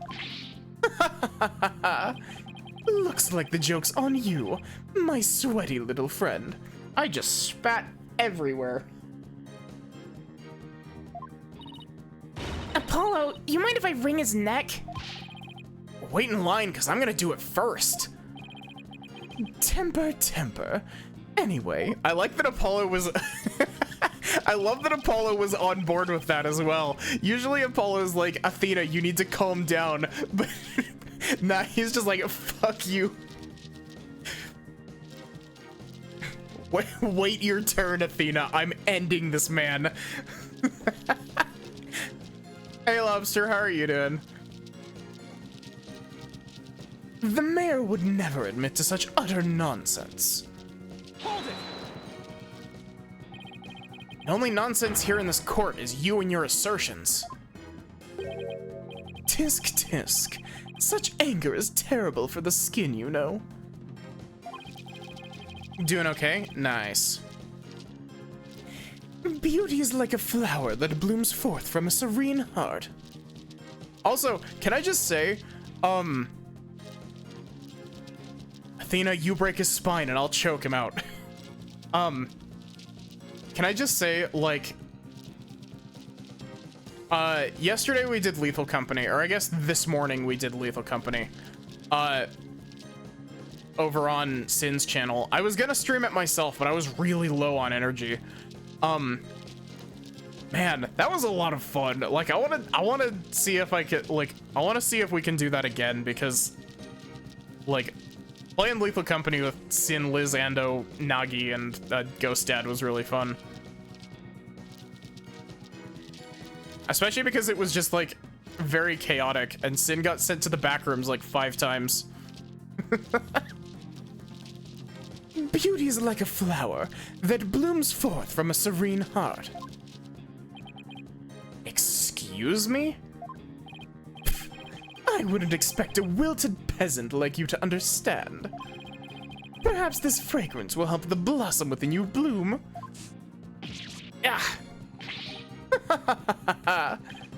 You liked that, didn't you? Enough jabbering about blossoms and whatnot. Get on with your testimony before I slice you into a bouquet of cut flowers. Oh dear, please excuse me. As I was saying, the assertion of our wilted attorney here, is utter nonsense. But if he did admit to such nonsense... Oh wait, whoops.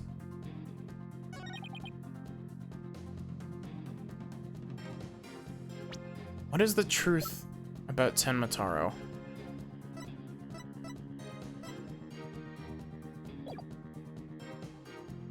I may be bi, but I have standards.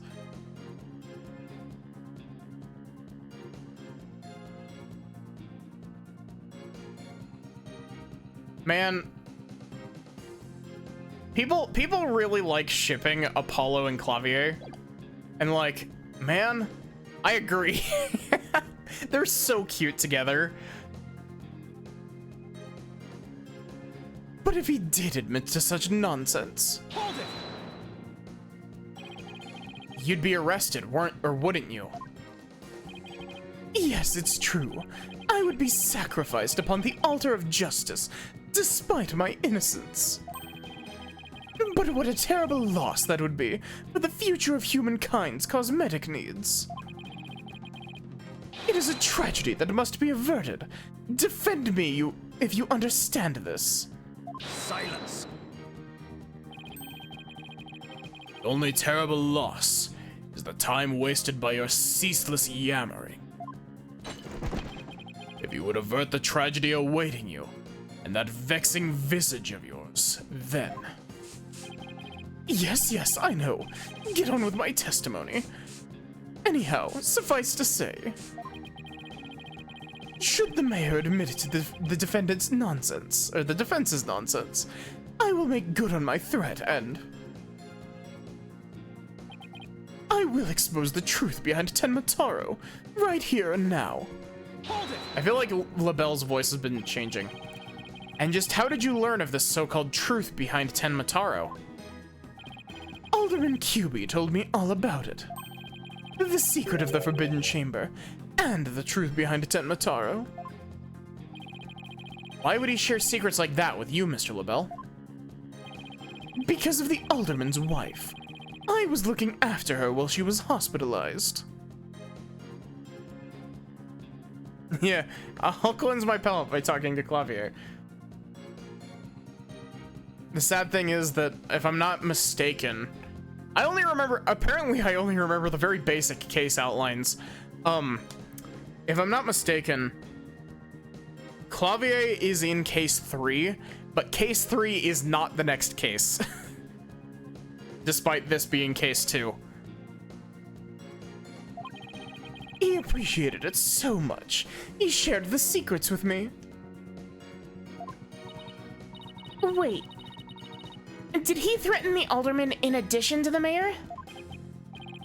Don't tell me that's how he learned how to open the Forbidden Chamber. Needless to say, I'm not above revealing the truth behind Tenma Taro. And that would bring ruin upon Ninetails Vale, just as the superstitions say. We don't have the Book of Superstitions anymore. Hold it! Do not gaze upon Tenma Taro. Do not tell others if you see him. Isn't that what the village superstitions say? Exactly. Telling others what Tenma Taro looks like would reveal the truth. That's why the superstitions were written down in the first place. And ruin coming to the village if you free him? Is that a warning not to expose the truth? Bingo. And that truth is, Tenma Taro is a great, greed-inspiring fortune. That's what the whole battle over Ninetails Vale is all about. Tenma Taro is great fortune? Come to think of it. Only that it's the greatest get-rich-quick chance in the universe. Grandpappy told me all about it, so there's an amazing treasure in there. Tenma Taro actually be...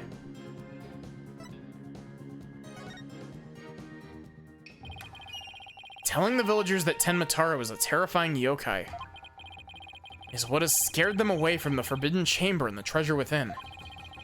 That's how the treasure's been kept secret all this time. Well, well, well. It seems our ace attorney here has uncovered the truth that must not be revealed. Roll credits, thank you. Here Tenma looks like he wants to keep the truth hidden as much as I do. Tragedy is doomed to repeat itself as long as Tenma Taro exists. That's why the secret must be protected. As long as Tenma Taro exists, huh? Mr. LaBelle, please add that statement to your testimony. Tragedy is doomed to repeat as long as Tenma Taro exists. Objection! Mr. LaBelle, what if Tenma Taro no longer existed? Revealing the truth would no longer be an issue, would it? If Tenma Taro no longer existed? What on earth are you talking about? Oh, apparently you haven't heard. Tenma Taro no longer exists. But I guess you didn't get to do a thorough search after the key was taken from you. Because when we searched the Forbidden Chamber, there wasn't any treasure there. Really? Well, maybe you weren't looking in the right place.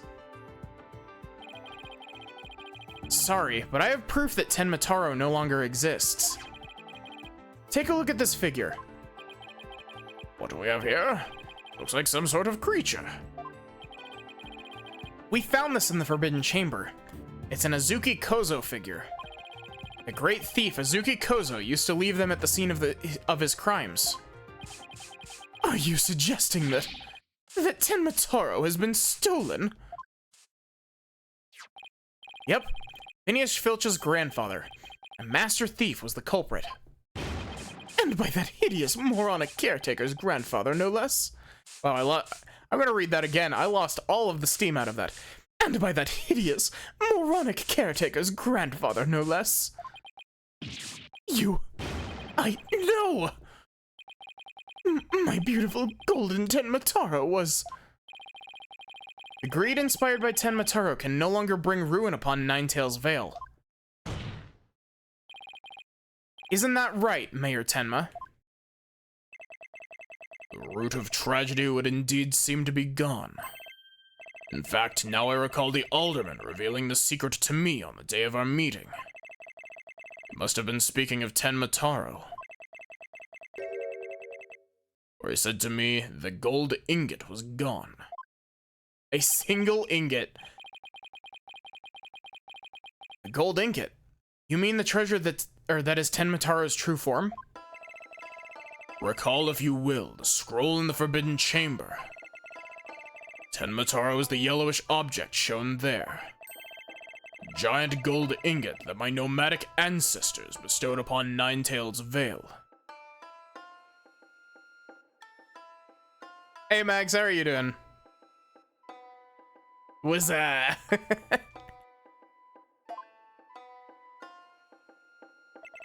Oh. Okay, that makes sense. In return for that gold, my ancestors did receive from Ninetales Vale land that would become Tenma Town. But drive the villagers mad with greed did that great fortune. Oh no. I forgot. I need to configure the bot that tells you when you're getting like ads, and just set like auto ads after a bit so that it can so that we can keep pre-rolls off, because pre-rolls are horrible. Bitter was their greed-fueled battle. It was as if they were possessed. My ancestors' gold became as a curse upon their village. The curse of ruin. Thus it was that the yokai Tenmataro came to be. So, Tenmataro and the village superstitions were merely fairy tales to scare people away. Fairy tale or not, Tenmataro made quite the mess of things. Hey Mags, how are you doing? You can finally hear me. You can finally hear my voices. Fairy tale or not, Tenmataro made quite the mess of things. Yes, indeed, for there is no greater monster than a mortal man's lust for gold. Well, you know what they say. The love of money is the root of all evil. Thank you for actually using the whole line. That's... wow. I've been doing all right. Enjoying some Ace Attorney. We're finishing this case finally. It's taken like 3 streams. But yeah, people always shorten this phrase to money is the root of all evil. But no, it's the love of money is the root of all evil. That's the whole phrase. My ancestors did bring a terrible thing here to Ninetales Vale. A thing so terrible that... You say that, but this game doesn't need me to be gay Ace Attorney. All Ace Attorney is gay. Especially Phoenix and Edgeworth. They are like turbo gay. The supreme gaiety, if you would. Tenmataro. A monster just as terrible had to be created to keep it a secret. Yet we have naught but love for the little village to which we owe our very existence. Phoenix puts the edge in Edgeworth. Phoenix puts a lot more things in Edgeworth than just the edge.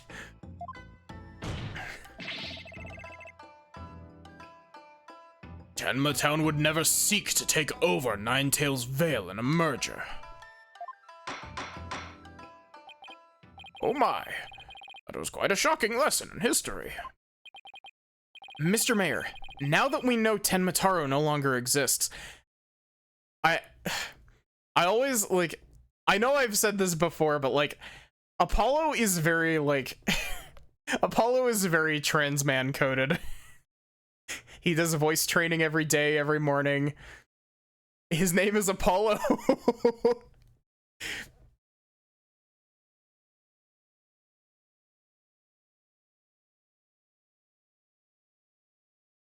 Mr. Mayor, now that we know Tenmataro no longer exists, are you ready to admit your secret?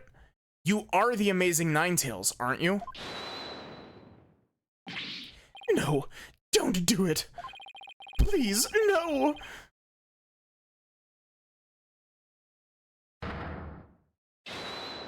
Be gone, you demented demon. Now, where was I? The Golden Lord of Yokai, the amazing Ninetales, is indeed me.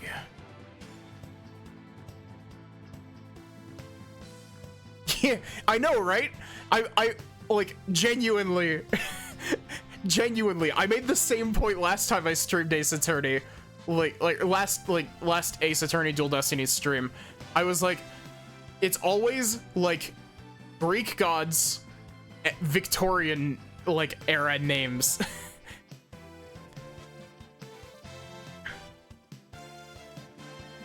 And it's just like, it's like how, trans women are always like, we got Luna and Faye and Maddie. And there's more, but honestly, it wouldn't surprise me if Bridget takes an uptick in a... Bridget's probably taken an uptick since Bridget was revealed as a trans character.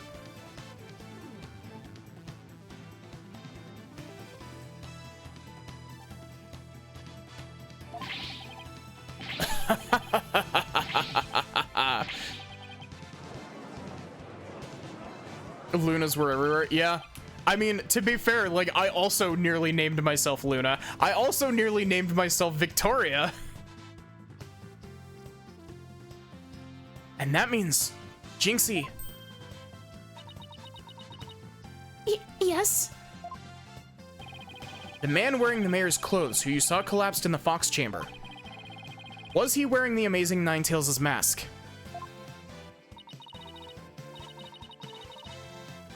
Almost named yourself Athena.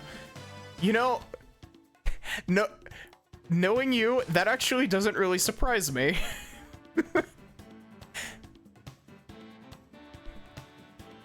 Like, I could totally see it, actually.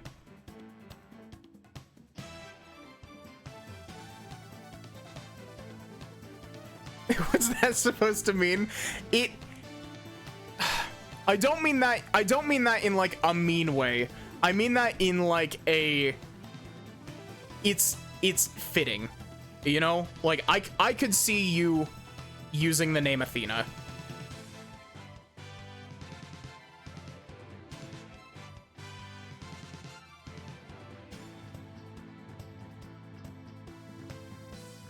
You know what I mean? Uh-huh. That's what made me think it was Papa. He said he was going to reveal his secret identity to Alderman QB that day, so...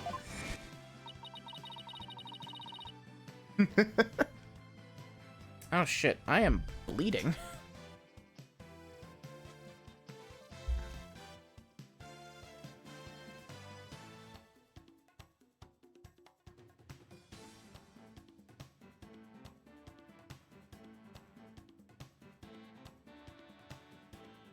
I like...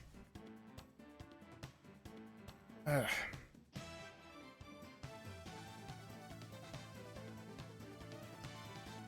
don't even know what I managed to catch myself on.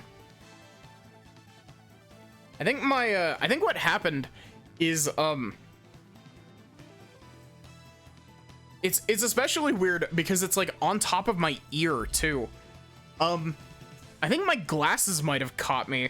Because my glasses have a hinge at the end of the earpieces, so that you can, like, bend them and hang them off of your shirt, or off of the edge of something.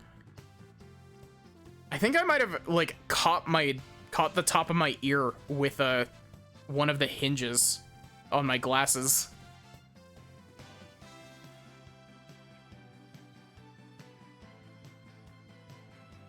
Just don't wear glasses. I need glasses.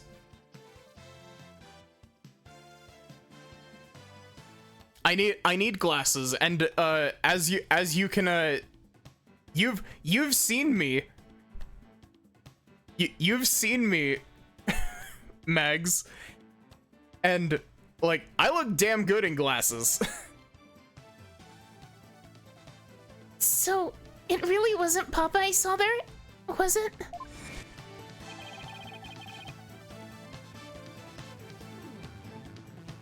was Florent's idea from the start. He advised me to reveal my secret identity to the Alderman.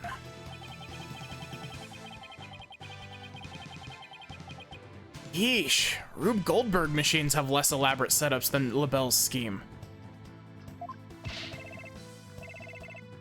You may rest easy now, little Jinxie. That monster's deception is through. Caw, caw, caw, caw. Thank you for slipping into Tenma Taro again. The true facts behind this case have finally come to light. Mayor Tenma did not kill Alderman Kyubi, but Florent LaBelle did. How dare you, peasant! No! Silence.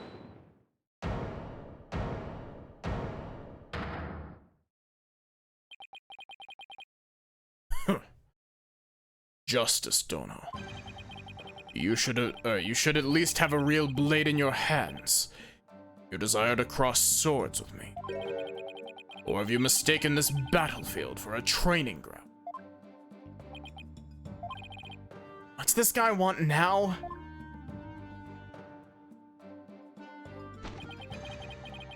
Evidence is like a razor-sharp blade that it cuts through bone as though it were butter. But you have only blind guesses. A dull blade incapable of cutting even a cake. Man, I had cheesecake before stream. It was good. I have a boyfriend, Blackwell, yeah. How's you there, Mr. Justice?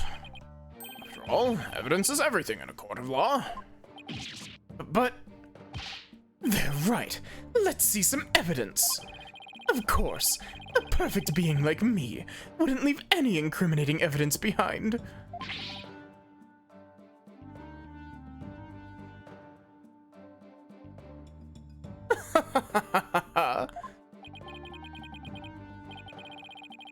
This is the final battle. Just as a samurai must live and die by the sword. You will live or die by the evidence you hold. My swift blade of judgment awaits.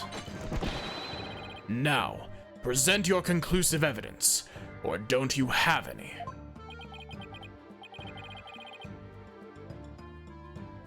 Thought what were roses for a moment. Of course I do. Evidence? Oh, I have evidence. You do? Of course. Oh. It's just the conclusive evidence we need, too. Going to finally prove Mayor Tenma innocent. Here comes justice. Oh yeah, I forgot about this mechanic. Let's review the facts. We got like the Danganronpa closing statement minigame kind of.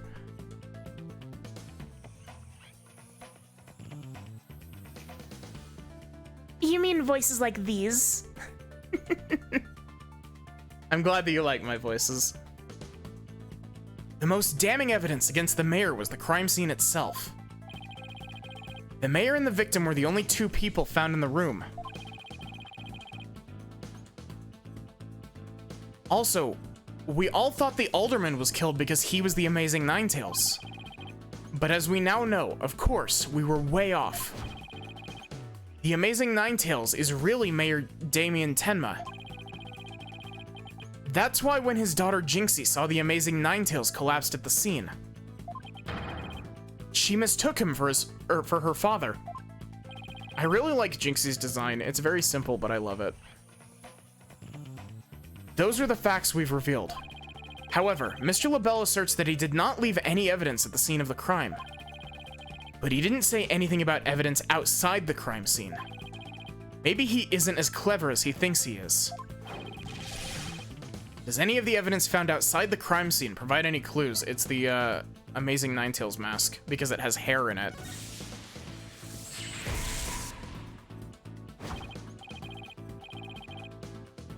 Wait, that's the same font they use in the seance thing from Spirit of Justice. Oh, I know. The Amazing Ninetales' mask. It was found washed up along the river. What sort of clue does that mask hold? White hair.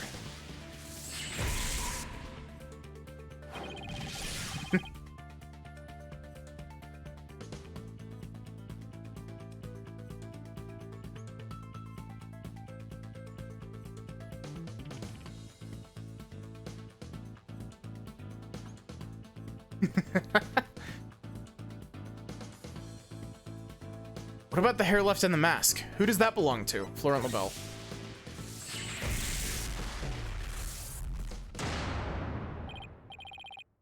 Oh, right. That hair is Florent LaBelle's. Yes. Now that's what I call conclusive evidence.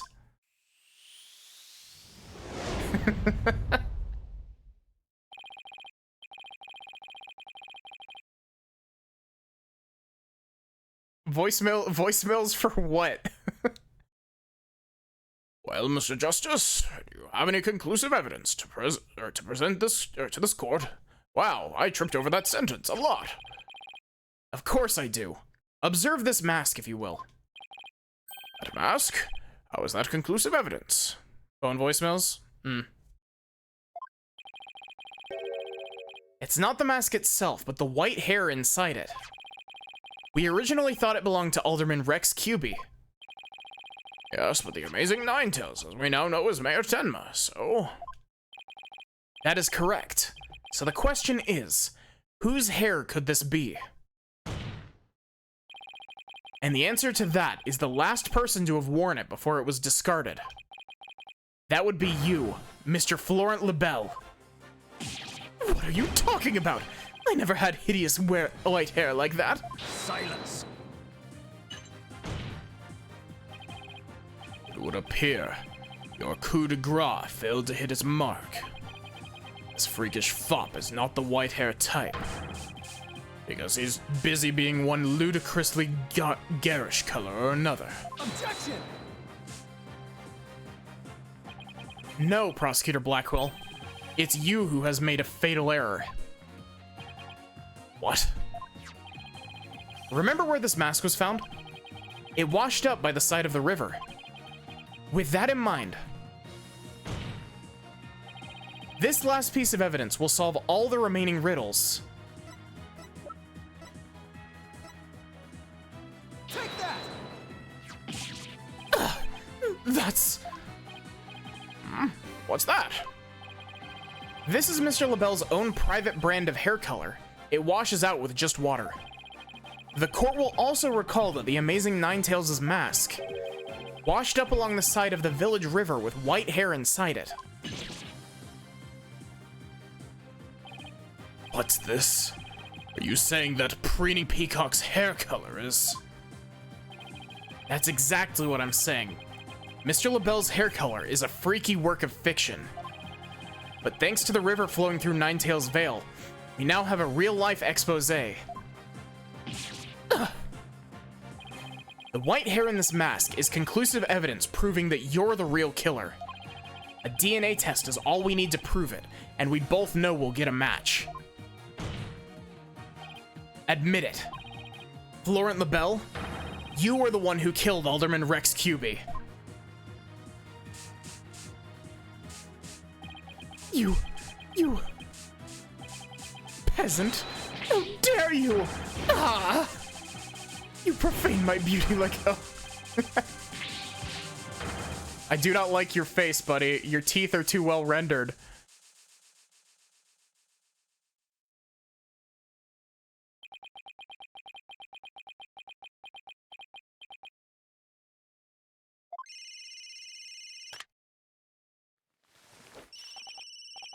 Hello, this is LaBelle. What? The project is off. This is LaBelle. The sponsors have pulled out. LaBelle speaking. I'm fired. You mean I'm no longer Mayor Tenma's aide? Hello, this is LaBelle. What? There's a stratospheric damages claim against me. $100 million.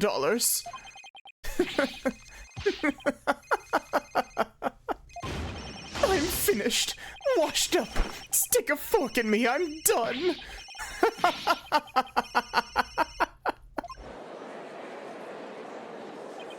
Photorealistic teeth. He did have photorealistic teeth. This is preposterous. I, Simon Blackwell, defeated. Get used to it, buddy. You got 4 more cases of it. Order, order, order in the court. Wow, that was surprisingly deep for me, actually. I wonder if I can do that again.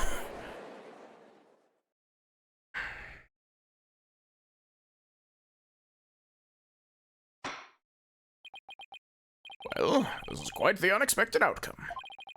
I must hand it to you, Mr. Justice. You really turned this case on its head. Just like that other lawyer, Phoenix Wright. Also, now that Florent LaBelle has sprayed all that perfume around, it smells like a... it smells like a locker room. It smells like Axe.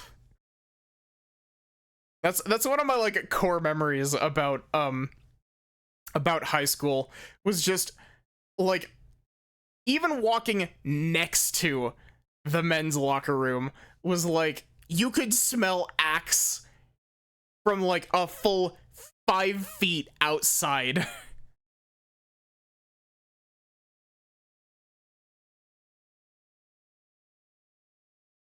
The Axe bath. Chemical warfare. Yeah, exactly. We actually, we had an incident at one of the schools that I went to. I forget if it was middle school or if it was high school. But, I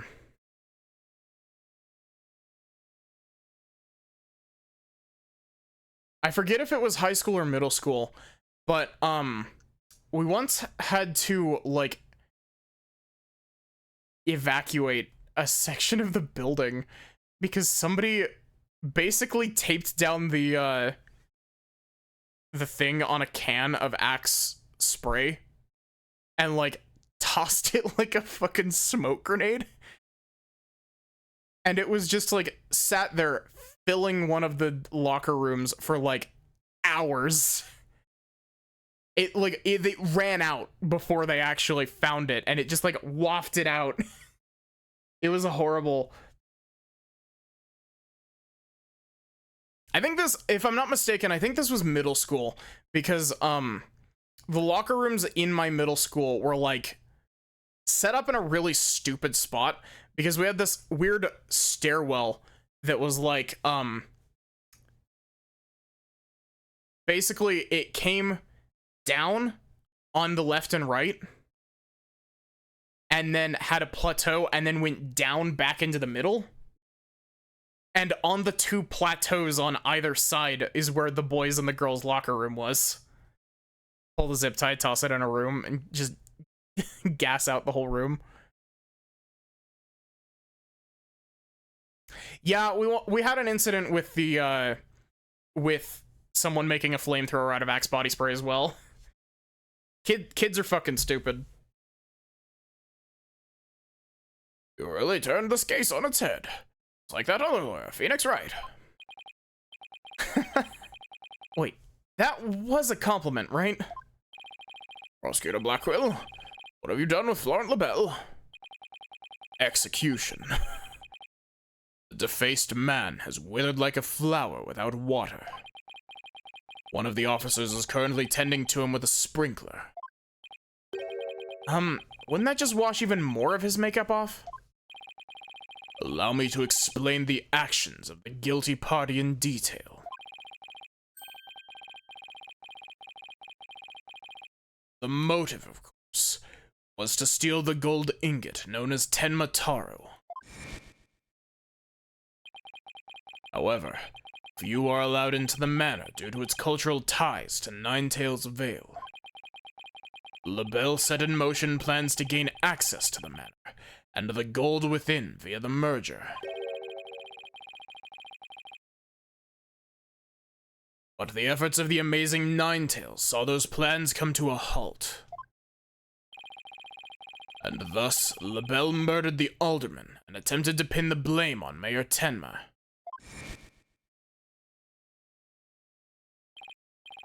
I see. But what I still can't comprehend is why he would go after the gold in the first place. Mr. LaBelle doesn't look like someone who is in need of financial aid. LaBelle hid his past well, much like he hid his beauty with makeup. He's mired in debt. Debt due to pouring money into a brand only he could love. Which is why he sought the gold with such voracity. Too bad for him, someone else had gotten to it first anyway. I see. Very well then. I believe it's time I declared a verdict. This court finds the defendant, Damien Tenma, not guilty. Thank you for the confetti, Mr. Gumshoe. You don't show up in the sequel trilogy, other than the one time you showed up in Apollo Justice.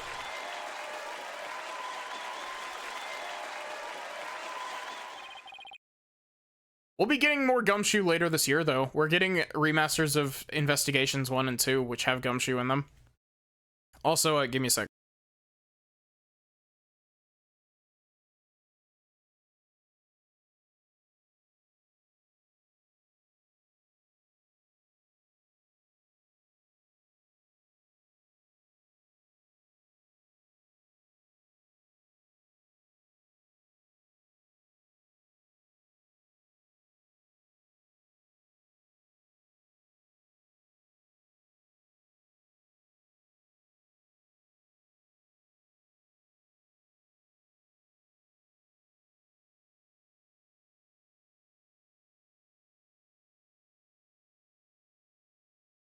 Why can I rotate? Why is this a feature? Look at this. If I just, like, turn far enough, I just rotate. Or I lose my tracking entirely. Cool.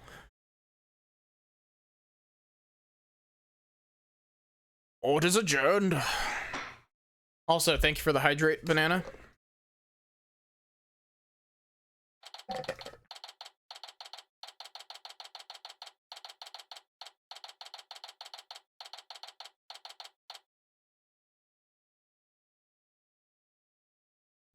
Twisty Witch Twitch. That was some seriously good lawyering, Apollo. Even I didn't see that coming. Just got lucky, I guess. You banished Tenmatara from Ninetales Vale, like you were some kind of exorcist. There's still one thing I don't understand.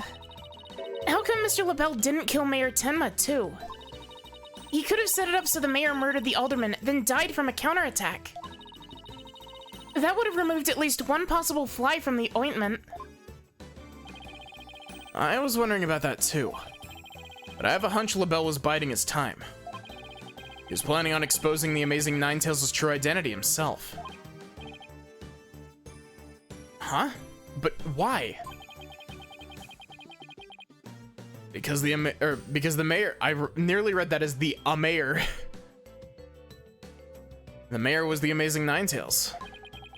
Had LaBelle succeeded in framing Mayor Tenma for the alderman's murder, the wrestler's popularity would have plummeted once his identity was revealed. Oh, I get it. If the amazing Ninetales was just killed, he'd die a hero.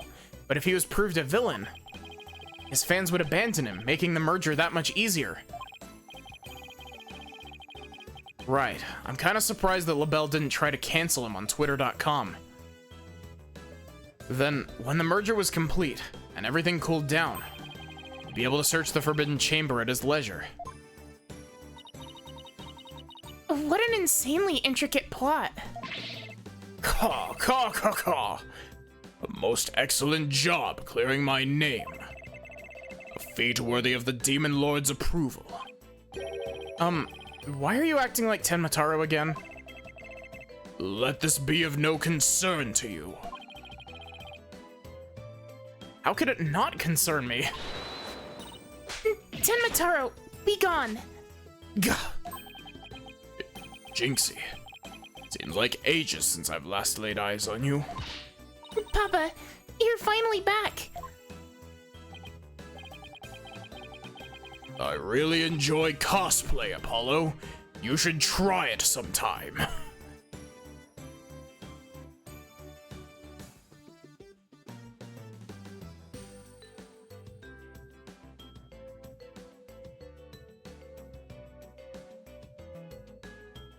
Yes, it would seem Tenma Taro is no match for you.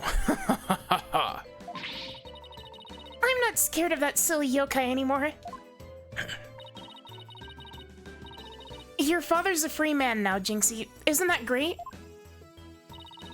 Thank you for all you've done. Seeing you guys in action, it made me feel like I don't have to be afraid anymore. Wait, is Jinxie actually smiling?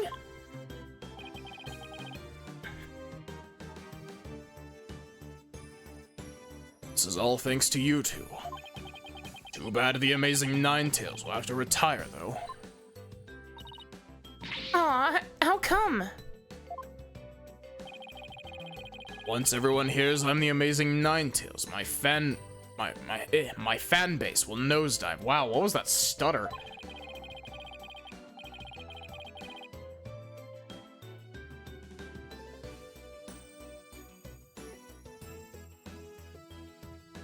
After all, I'm not the most popular of people. Another reason for my secret identity.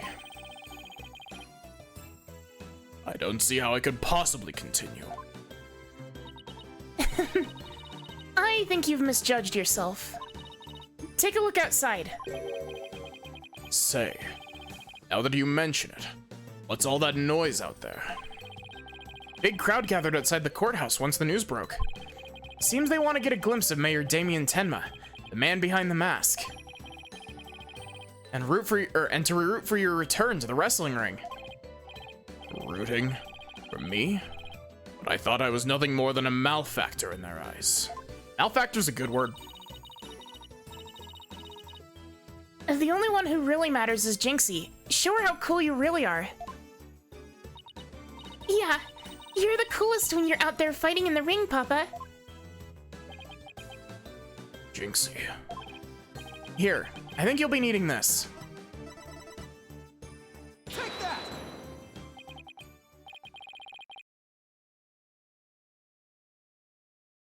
Thank you. Now, if you'll excuse me. I don't want to keep my fans waiting.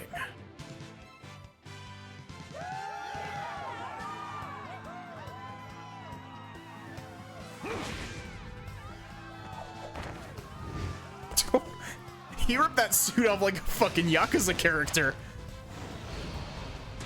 Ninetales forever!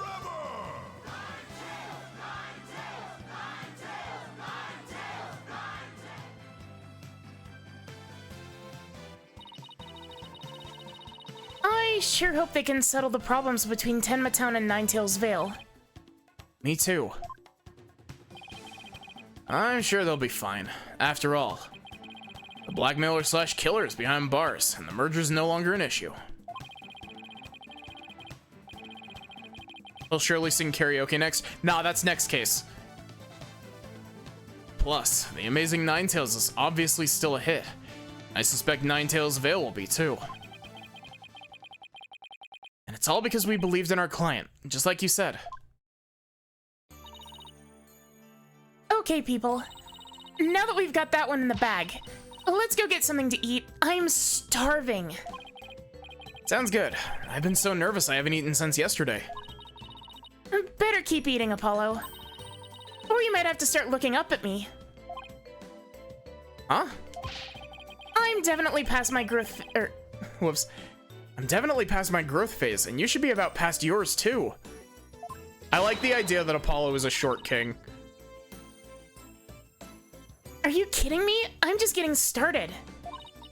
Ready or not, it's face stuffing time.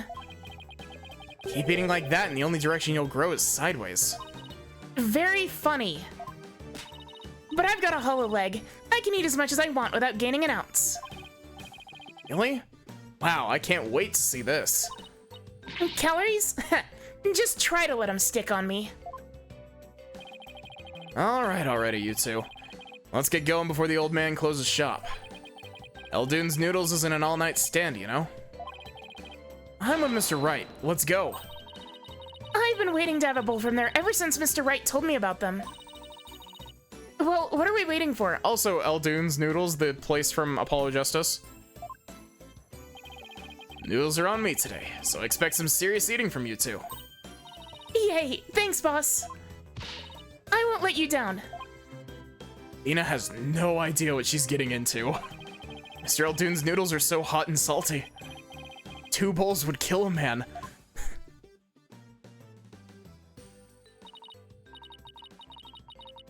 That was our first case together, and it felt like nothing could— fuck. The dark age of the law seemed so distant, so irrelevant to our small, cozy office. But little did I know that it had been lurking all along, right there behind us. And the first time it made itself known was during the murder at Temis Legal Academy, which we're not doing next. That case would mark the twilight before the dark, cold night that was to come. I hate auto-scrolling text. I hate it. I hate it.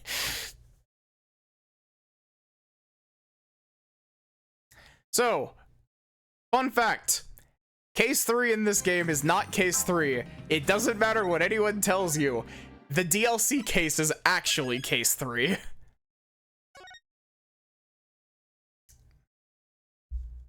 Or at least it should be. I gotta double check that, actually.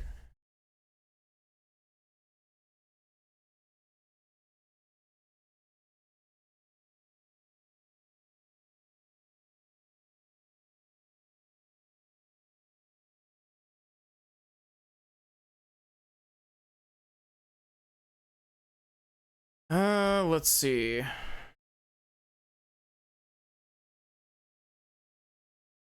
Canonically, it happens between cases 2 and 3, because of course. Dual Destinies is really weird with the way that it lays out its stuff. No.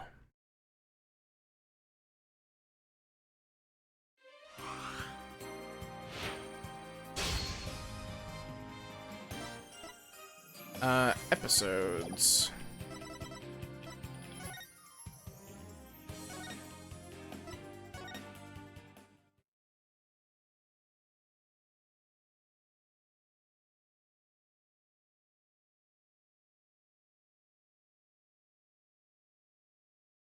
My name is Phoenix Wright, head of the Wright Anything Agency and a lawyer. Although, I was doing something else entirely for a while there. Yeah, As for piano why I playing and decided poker to playing. formally get back into lawyering? Let's just say there's unfinished business to take care of. Anyway, I thought I'd reminisce about my first case back on the job. And what a case it was. It happened only a few months after Athena joined our office.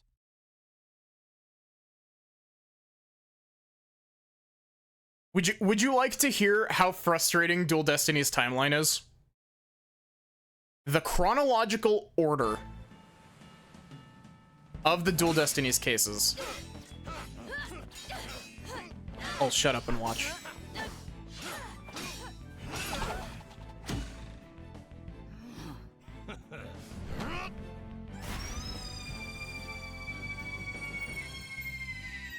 Captain Morla! Ye made it just in time!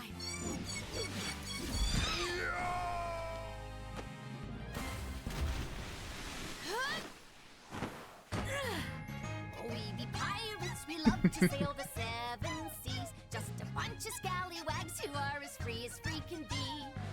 We swim through storms and waves, all because you see grand treasure and adventures waiting just for me.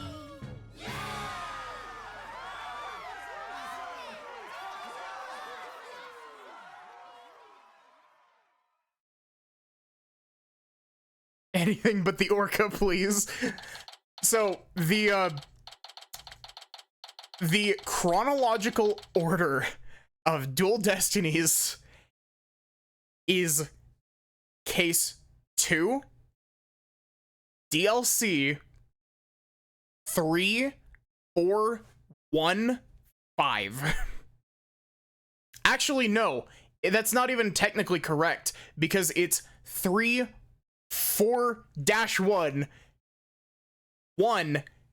for part 2. Like, case 1 happens in the middle of case 4 for some reason.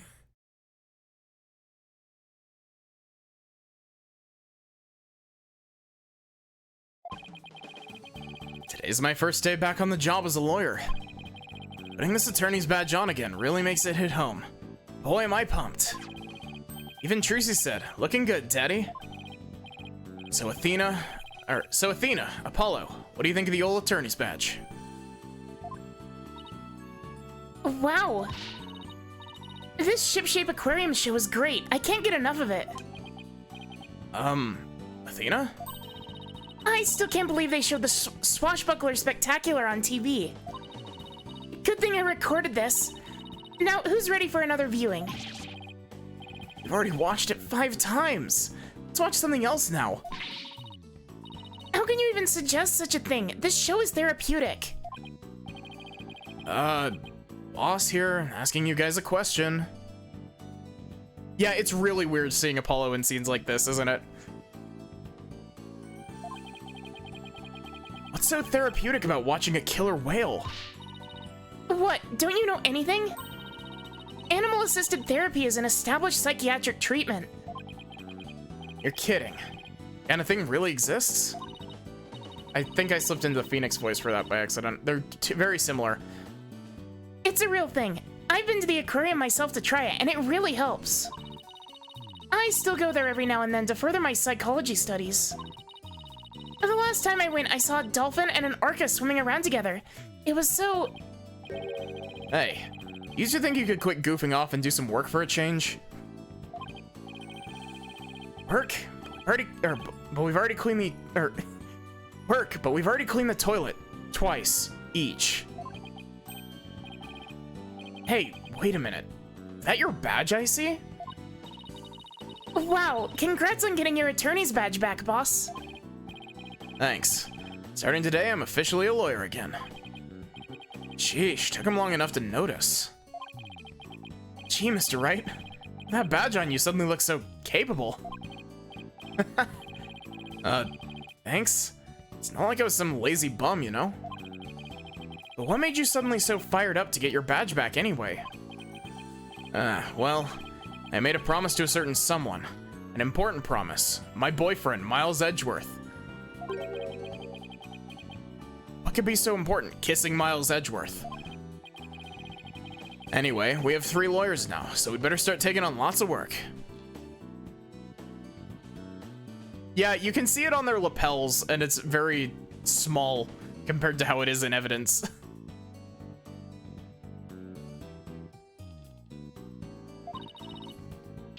I'm all for that. Let's get this agency hopping. Well, we have plenty of enthusiasm. All we need now are some clients. It's been 8 years since I last wore this badge. I feel like a rookie all over again. At the very least, Banana, they realized that the Dual Destinies case order was really confusing, and they went back to chronological order for, like, the most part in Spirit of Justice, because the DLC case is case 6 in that one. It's not case 3.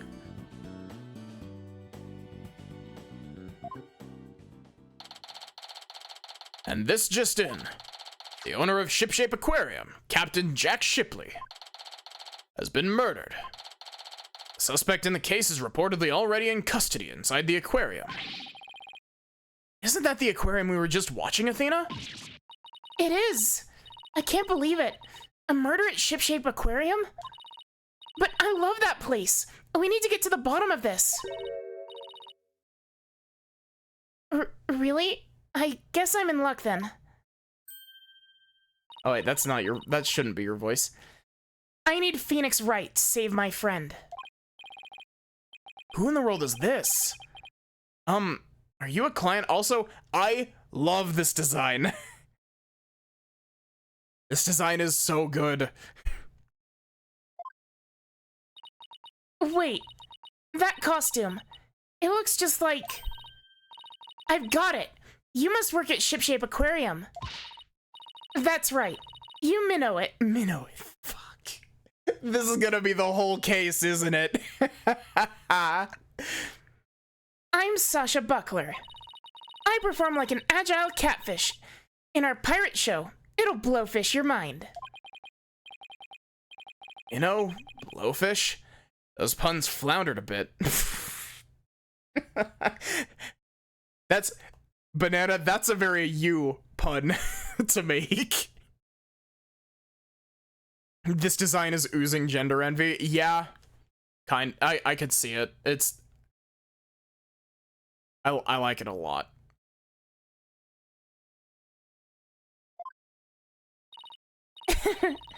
I figured out the client's identity and chalk one up for analytical psychology. My friend is under suspicion of murder, so I really need some help. That's why I've got to find this Phoenix Wright guy. Well, I'm Phoenix Wright.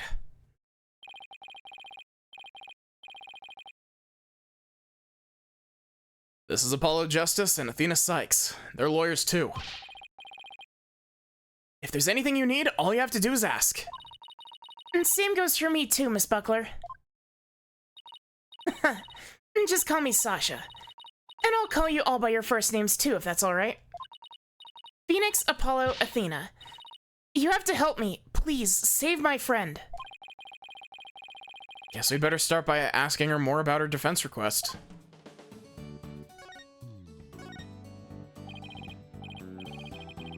Miss Buckler, Sasha, could you tell us more about why you need our help? My friend is suspected of murdering the captain of Shipshape Aquarium. Captain? I thought the victim was the owner of the aquarium.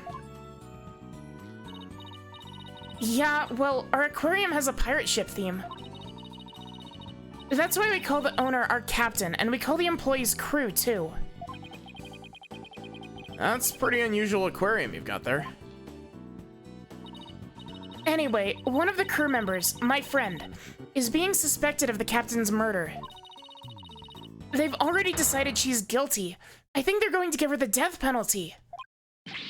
What? What happened to due process? But my friend is as sweet and as gentle as a whale shark. She wouldn't hurt a guppy.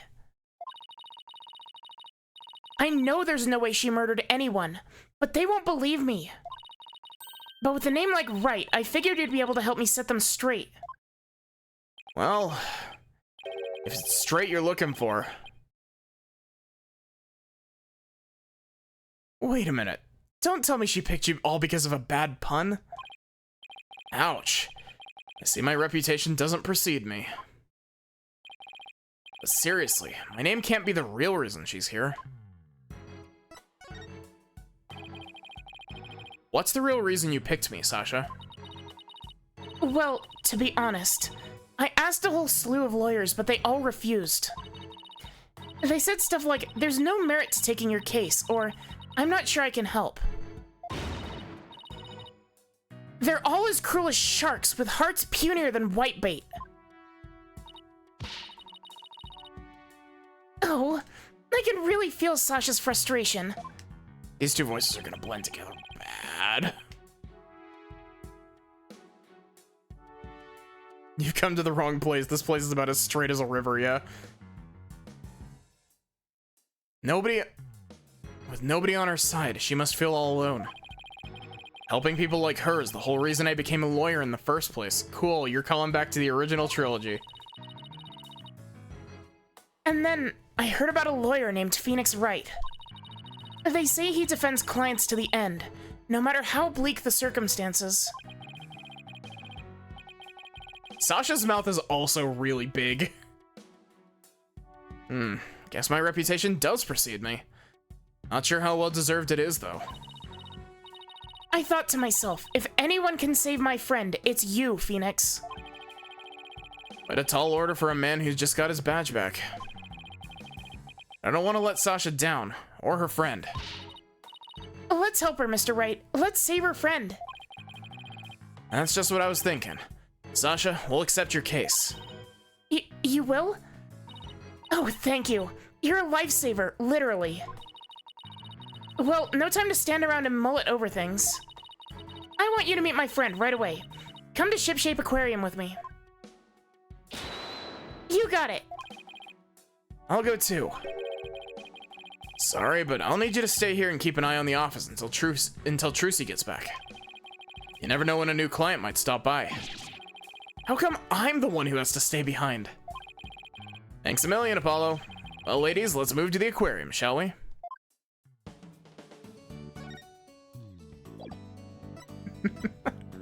Apollo was like... This is why Apollo became edgy, like, in case 1. That's why he became edgy, is because Phoenix Wright shows him zero respect.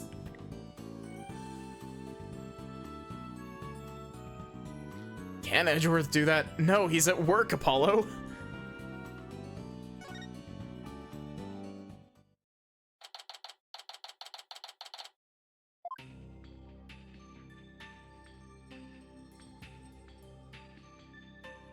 Man, I haven't been to an aquarium in years. Man, aquariums are cool. Wow, this is gorgeous. It's just like being under the sea. Wow, my voice cracked there. Yeah, this is the Aqua Tunnel, our pride and joy. I'm really glad you like it.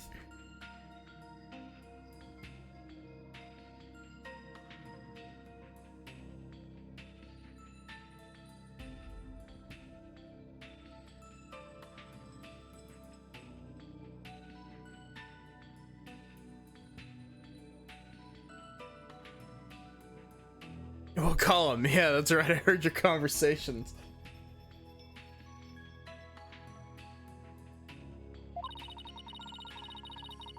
I'm gonna go on ahead and fill the detective in on your arrival. Take a good look around the tunnel, and then come meet me at the pool up ahead on the right. Hey, boss! Look at the cute little fish. And it would be delicious grilled. Seriously? Is that really all you can think of?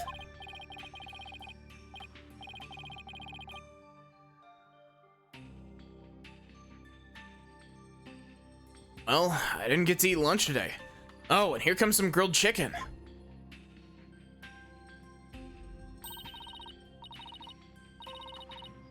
That's not a chicken, it's a penguin. Come here, little cutie.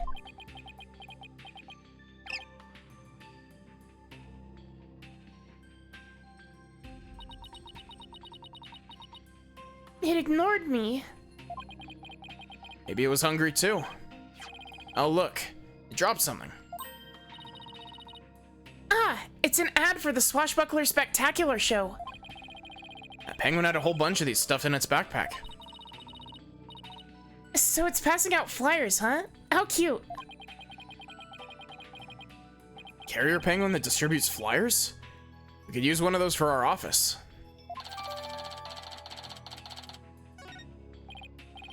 Well, can't keep the client waiting. Better get going. Yeah, you're right.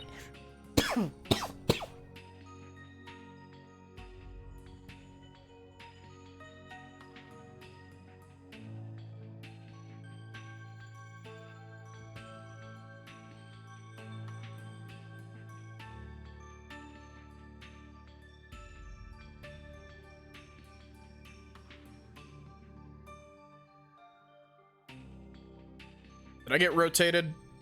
I may have been rotated.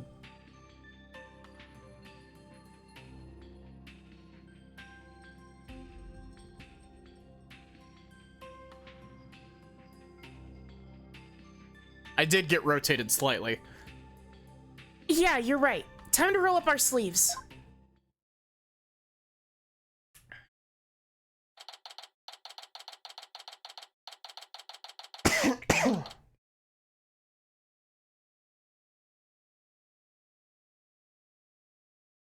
Ugh.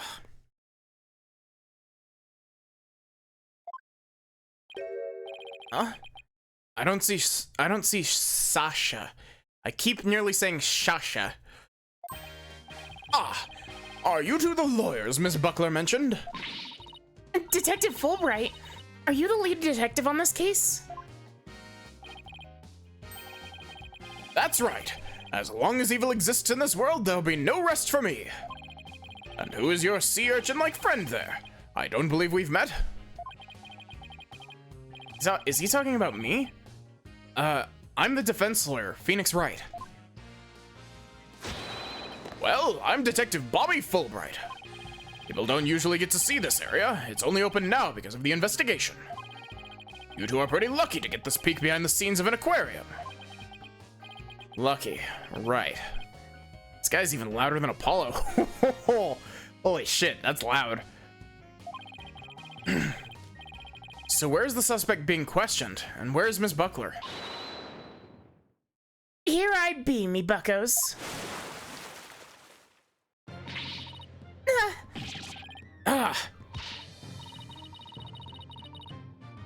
Shiver me timbers. There be one of the dread pirates no stash's scurvy swabs. So, how's Blackquill? Are you two doing alright? I beg your pardon? I'm not anybody's swab, scurvy or otherwise.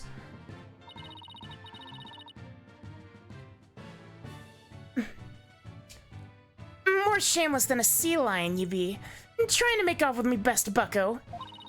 If you want to pick a fight with us, you'd best bring along an army of great white sharks. Look at the look at the CGI orca.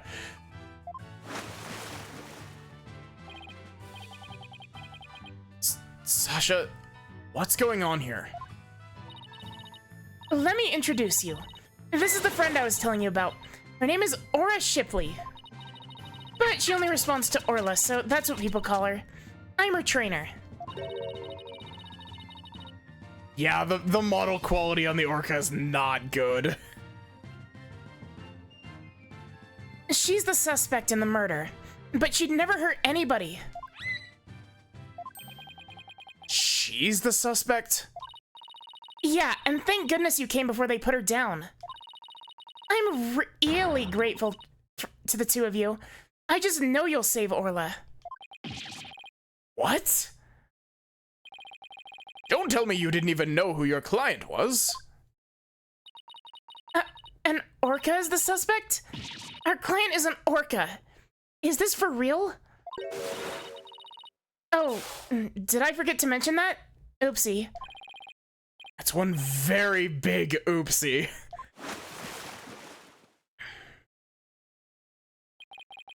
By the way, what was with that mustache earlier?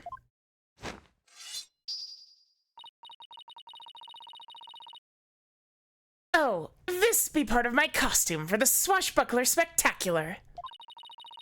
When I be wearing the mustache, I be one of Captain Orla's swashbucklers. A transformation as dramatic as a pufferfish's, wouldn't you say? I love her. She's great. I love Sasha. She's great. I haven't seen this case in a long time, but like, man, I love this character design. I don't think I would ever say that. It's a pirate-themed aquarium, so that's why Orla's wearing a pirate hat, right? Yep, she really loves wearing hats. She puts them on all the time. But her fake mustache keeps falling off, so that's a problem.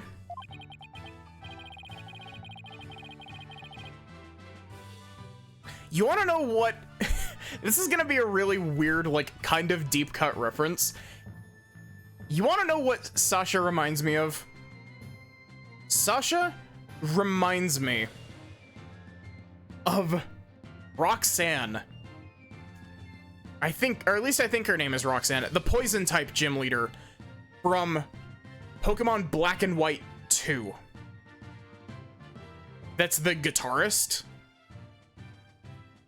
I might be crossing my names. It might not be Roxanne.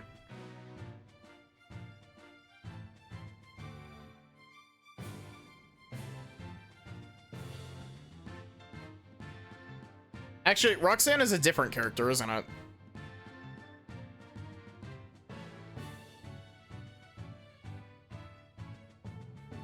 I see. Well, why don't we start with you telling us a little bit more about Orla.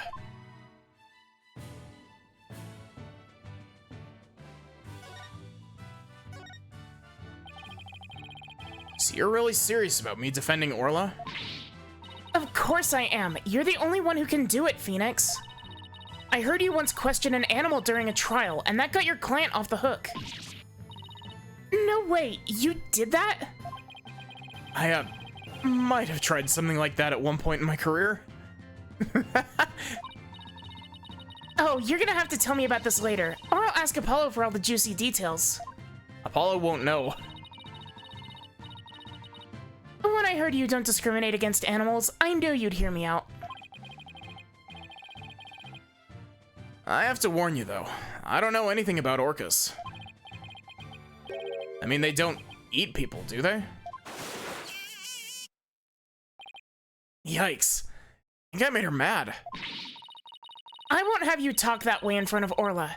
Orcas have feelings too, you know. I might be crossing my wires, but aren't killer whales actually dangerous? I think I might be crossing my wires with dolphins. Dolphins I know for a fact are dangerous.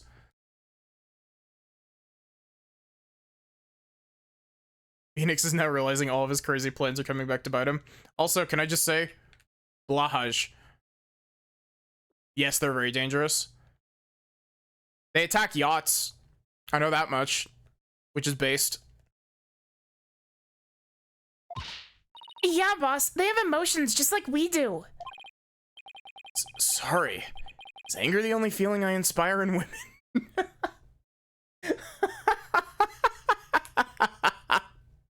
Wow. Phoenix, what the fuck?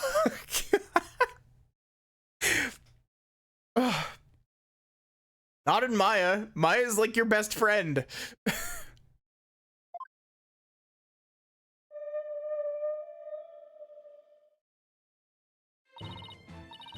Don't worry, she says she forgives you.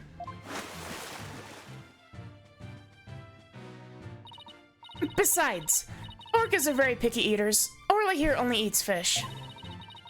The captain went to feed Orla this morning, and then he was found dead in this very room. Could you tell us more about his death? So the owner of the aquarium, Jack Shipley, was discovered murdered. Yeah. It was about 10:10 this morning, just after the aquarium opened. A visitor was viewing the orca pool from the visitor's corridor and screamed. The orca pool is this tank here? Yeah, that's right. The pool is built so that guests can see into it from the corridor on the first floor. The security guard and I heard the scream and came running into this pool room, where we found the captain dead at the side of the pool in his swashbuckler costume. He was as big and tough as an old crocodile, the captain. I still can't believe that he's dead. Mr. Shipley was very important to you, wasn't he? I'm sorry. I didn't mean to get all sad goldfish on you. Sad goldfish?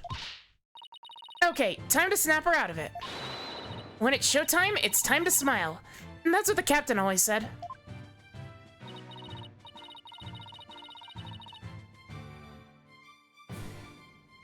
By the way, do you know, Wow, Athena's voice is just creeping up and up, isn't it? do you know why exactly Orla's being accused of the crime?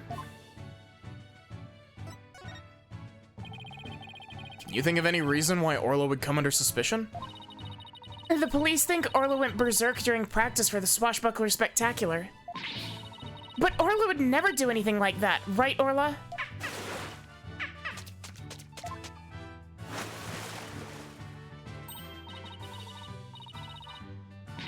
Aw, just look at that face. Isn't she adorable? The charges just have to be false. Hate to break it to you, but police don't usually base their decisions on cuteness.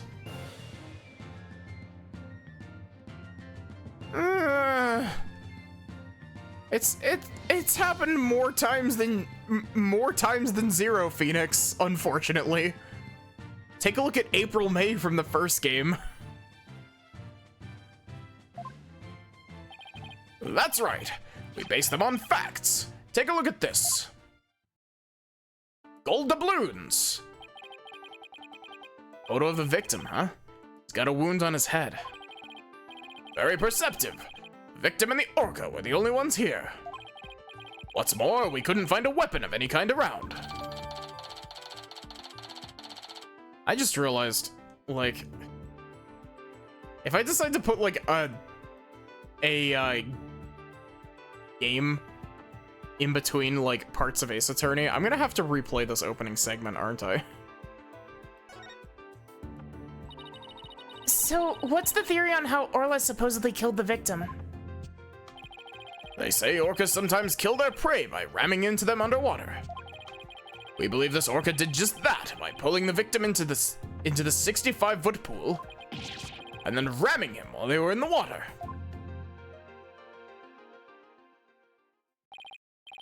Not any suspects besides Orla. This could be one tough case.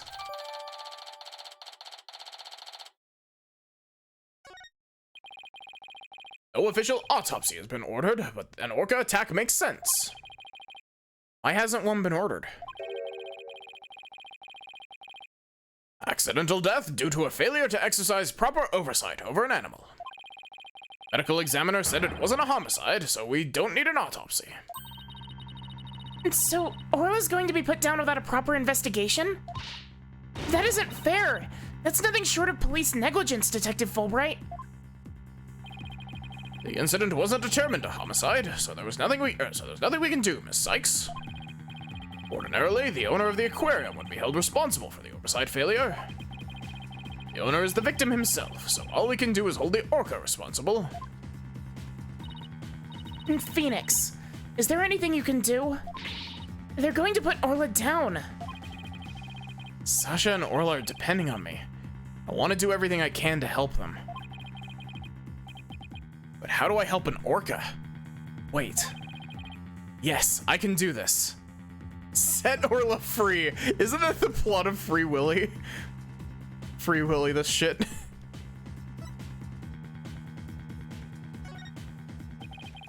I got my badge back now, so I know exactly what I have to do. I'll defend Orla in court. Huh? Even an orca deserves a fair trial. If the one responsible for Orla is dead, then I'll take responsibility for her. Yo, what? I guess doing crazy things just once in your career wasn't enough, huh? But what the heck? I'll take responsibility for her too.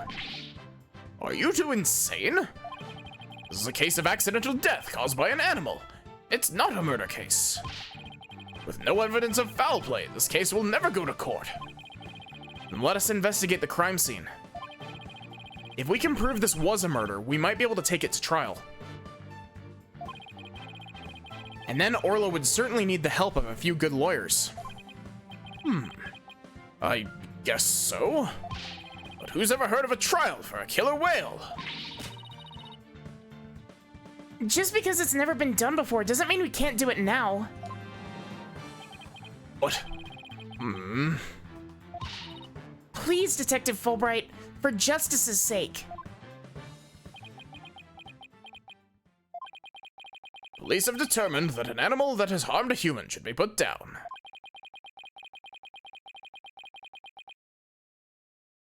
But I don't know for sure whether that was just a decision, or whether that was a just decision. If your sense of justice compels you to take on the defense of this animal, then my sense of justice tells me to let this case be re-examined for possible merit. You mean it? Really? That's fantastic. You're not such a bad guy after all, Detective Fulbright. Just remember, this case hasn't been officially recognized as a homicide yet. I'll get in touch with the prosecutor's office, but I'm not making any promises. Anyway, I'd better be off. You two are our lifeboat. I'll be right here if you need me. Thanks. I've got a feeling we'll really need your help with this investigation. We're still not sure if it'll go to trial, but as Orla's lawyers, we'll do everything we can. Nah, I feel like the judge pretends to be frustrated with Phoenix's, like, dicking around, but at the same time, it's, like, the only interesting part of his day. He's like, God damn it, Mr. Wright. Why is it that whenever anything is the problem, it's always you three? Phoenix, Athena, and Apollo. To get this case into court, we'll need a prosecutor to make an indictment. So we have to find enough evidence to prove it's a criminal case. There just has to be something that shows the culprit was somebody other than Orla. Detective Fulbright said there was no weapons in the area other than her. So we better look for something to prove him wrong. I had better make a note of that so I don't forget. You sure are organized, boss. Maybe I should get a notebook of my own. I just like to jot down notes on the case on the court record as I go along. We can use it as a sort of to-do list. Great idea. I'll add things too, and whenever we're stuck, we can just refer to the notes.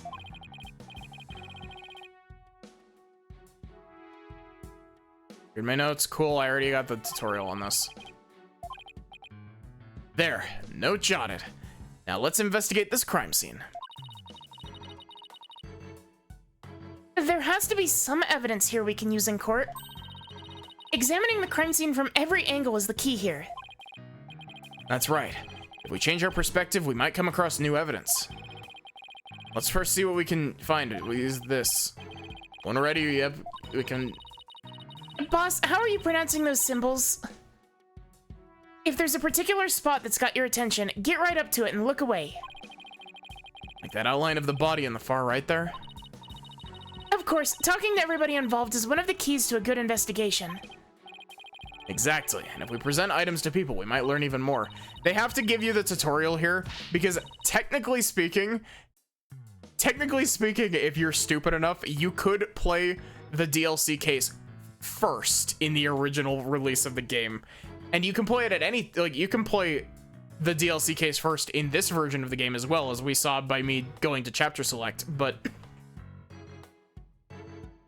like, it was like this in the original game as well, where it was just tacked on in a little extra menu. Right. It all boils down to thorough legwork. Well, let's get started.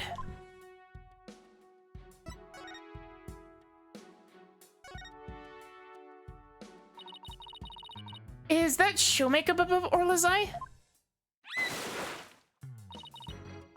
That's right. It's a starfish. Kinda makes her look like a punk rockin' pirate, don't you think? Punk rockin' pirate killer whale?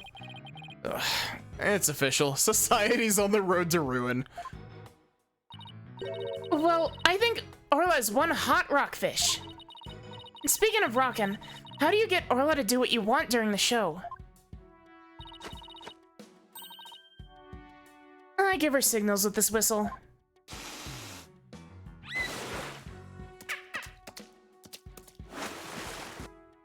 Phoenix is a boomer? Nah, he's a millennial. He's 33, I think, in this game. We can't check, but... Even the render for Orla in the court record looks stupid as fuck.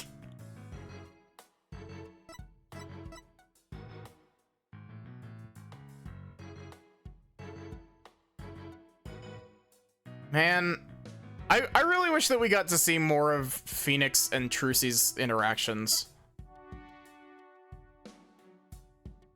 His special feature is his very loud voice.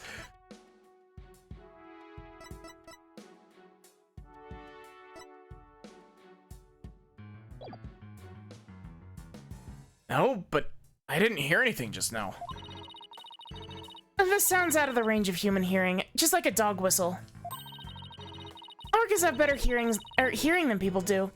They can even hear the whistle underwater. That's so cool. I wish I could give commands to Orla. Anybody can do that. All they'd have to do is learn the signals.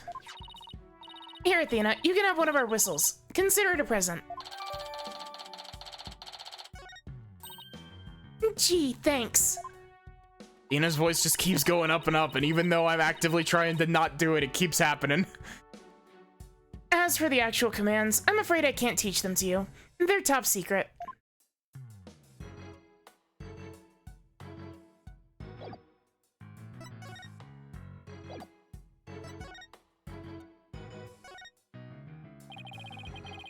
It's too far away to get a good look. I better get a little closer first.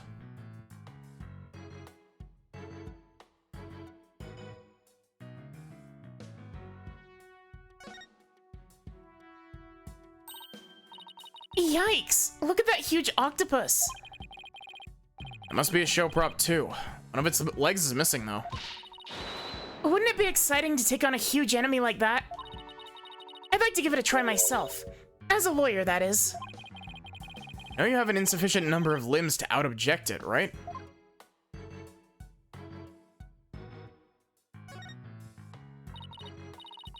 Hey, look, there's an apparatus here to hang from.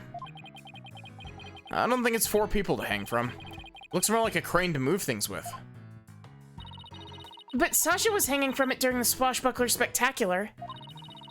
I bet there are all kinds of ways to use it, not just to move things. Yeah. Yeah.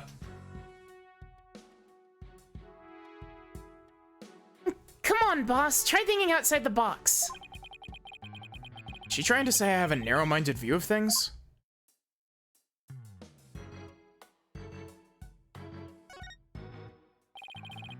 There's a piece of meat and a plastic hoop suspended from the ceiling. Talk about a clashy decor. I guess Orla really likes meat. Who knew they fed her such large chunks, though? All orcas are carnivores. You knew that, right? Of course, silly, and I love meat, too. Protein is your body's basic building block, after all. But that meat is made out of rubber. I doubt Orla could really eat it, even if she wanted to. You mean to tell me she jumps all the way up there and doesn't get her reward? That poor girl, after all the effort. I slipped into a completely different voice for that whole section. I don't think Orla's as dumb as you think she is.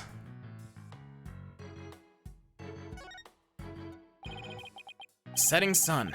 Sunsets always remind me how quickly the day goes by. Oh, boss, it's just a painted backdrop, you know?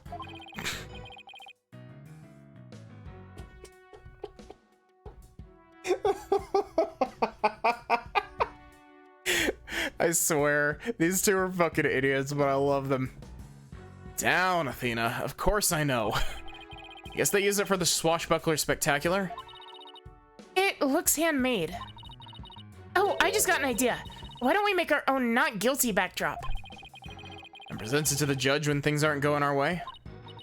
No, we put psychological pressure on the judge by hanging it behind the defendant.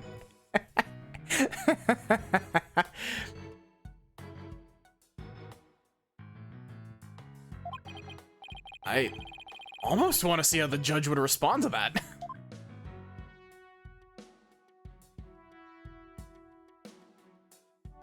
I like that there's a wanted poster for Sasha over here.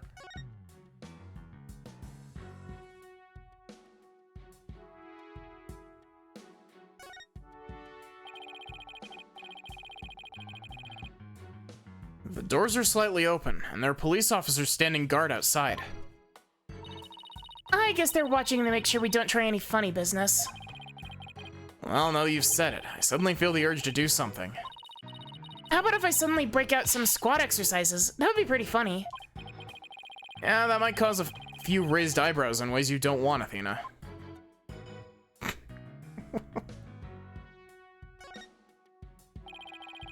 Orla's not going to notice me from here. I better move around to the front. Ball. Oh look, there's a ball in the water. Is that another prop for the show? That's one of Orla's toys. She plays volleyball with it. It's usually in the bin, but I must have forgotten to put it away yesterday.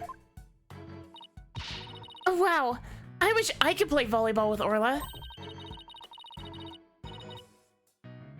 You have as much fight in you as a mean old lobster. I like it. Is Lobster still here? Lobster mentioned.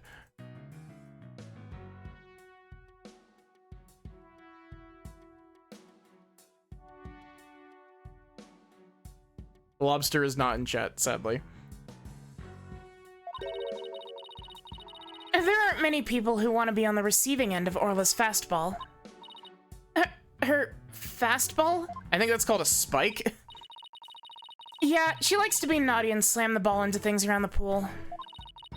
You should hear the sound that ball makes when it crashes into stuff. Well, maybe some other time. Suddenly went from fighting lobster to reluctant hermit crab.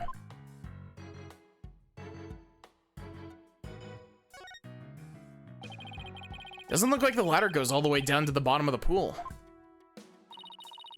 But there's usually water in the pool, so it doesn't need to. So apparently the pool spans two whale floors.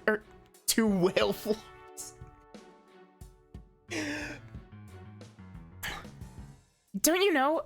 The size of floors is completely different depending on if it's human or if it's whale floors. I learned this in my psychology class. It makes the whales feel smaller than they actually are, so they don't have to worry about presenting themselves as big. I don't know what the fuck I'm talking about. I'm just...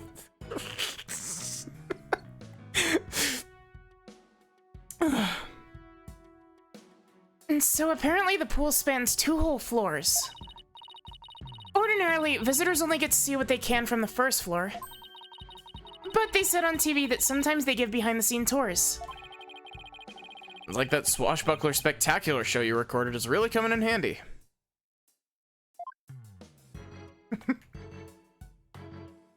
So sometimes the ad-libbing takes over and I just say random shit that like I don't understand what it means.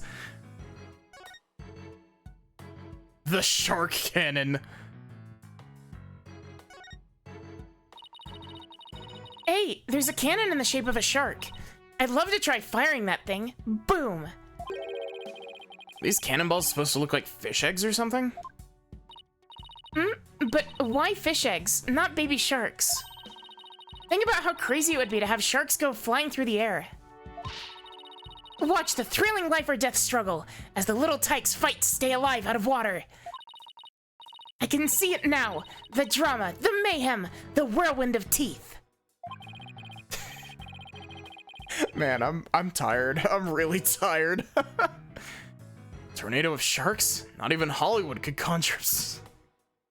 Ace Attorney making reference to fucking Sharknado. Wow. I put, like, I'm not gonna lie, I put way more enthusiasm into that, like, into this set of lines than, like, any other lines. A tornado of sharks? Not even Hollywood can conjure up something that insane.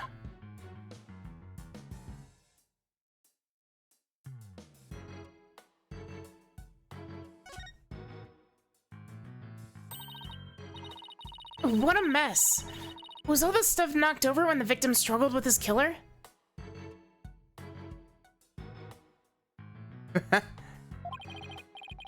It's possible, but it would be hard to prove. Let's take a closer look, shall we?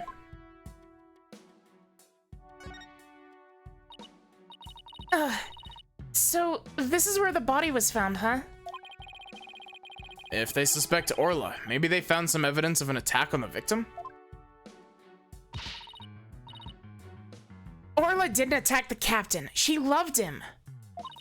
The captain rescued Orla when she was little, after she got beached on the shore. He tried to release her into the ocean, but she kept coming back. I can tell Orla's sad about losing the captain. She's just not her usual chipper self. Orla must really love this aquarium and the captain. And she's the only one around here big and strong enough to play with the big tough captain. Every day she made a point of headbutting him and stealing his hat. Yikes. Guess you weren't kidding when you said the captain was a really strong guy.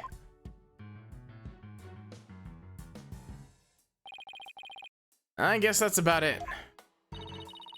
Under different circumstances, I would have loved to see the Swashbuckler Spectacular. And the three of us always perform the show together. Me, Orla, and the captain. Hey Mario, how are you doing? Today's show's been canceled, but we could put on a little performance for you now.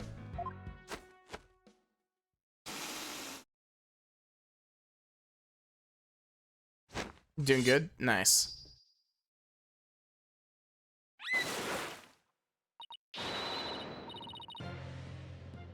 We be Captain Orla's Swashbucklers. Me buckos. We love to sail the seven seas. We've come to rout that mangy blackguard, Dread Pirate No-Stash. Avast! There he be, No-Stash himself. Prepare to feed the fish. Am I playing the role of No-Stash? Well, Sasha has a stash and you don't, so I guess so? Hit him with your water cannon, Cap'n, and spare no quarter.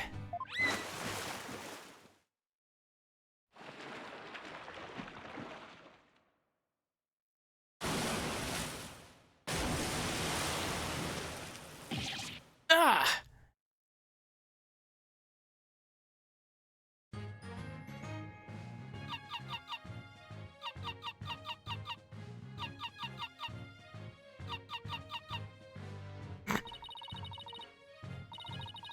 We swim through oh, fuck. Grand treasures and adventures waiting just for me. Oh, she's singing the song again. I hate auto-scrolling text boxes. Wow, that was awesome. Your performance packed quite a wallop. Yeah, I for one feel like I took quite a beating. Sorry about that. Can't have a show without a bad guy role, right? Singing Orca, huh? Must have been tough to train her to do that. That's Orla's best trick. She can only sing one song, though. Well, she's still got one up on a pianist who can't even play one song. Well, now that we've had a taste of the show, we'd better do some more investigating. Good idea. Let's go to the Aqua Tunnel.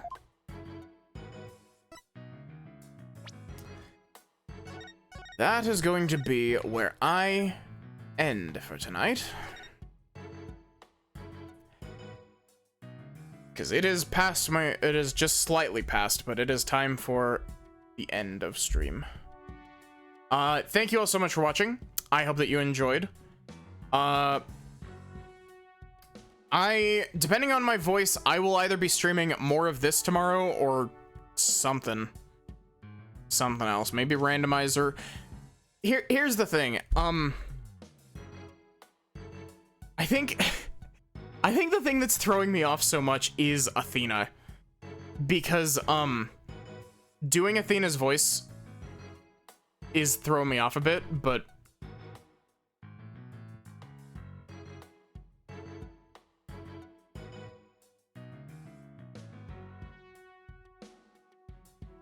when am I streaming? I usually stream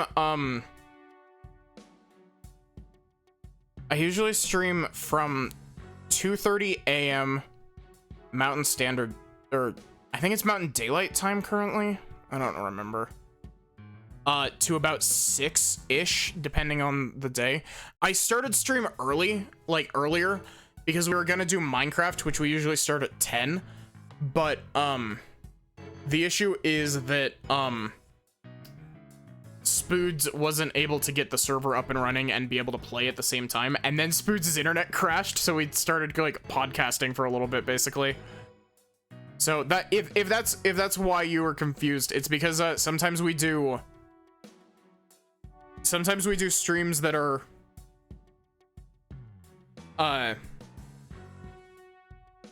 either before, that are collab streams with Pine and Spoods. And sometimes we do streams that are later,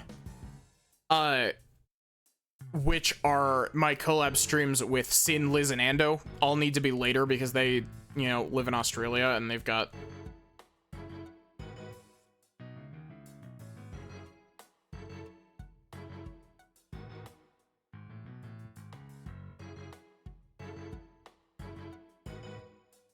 have to go to school. Yeah, I stream at a really weird I stream at a really weird time for a lot of people.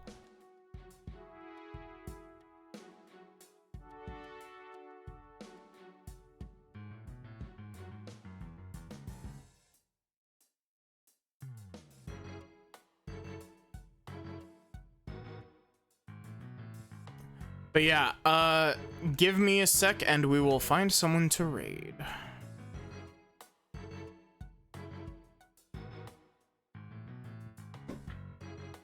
Ugh.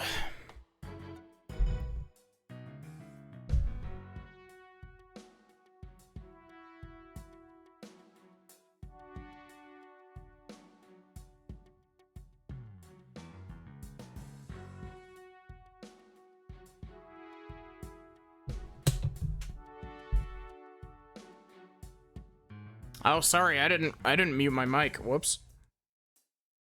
Birthday's in 5 days. Nice.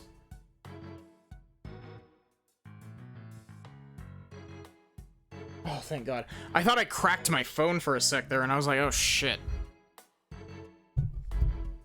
So yeah, I don't know what I will be streaming tomorrow. Mostly because this game, like, as much as I am enjoying this game, it is wearing me out. And I know that my schedule for this game has been really spotty. Mostly because of all the other shit that I've had going on. So, I might put this on an alternating schedule with something else. But I also don't know what I would put it on an alternating schedule with at this point.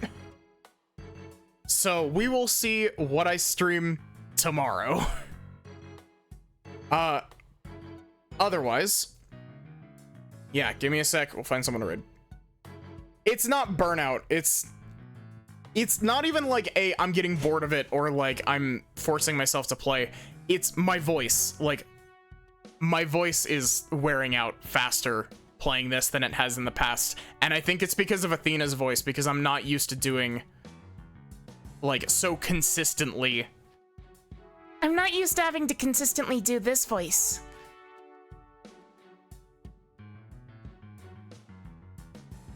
But yeah.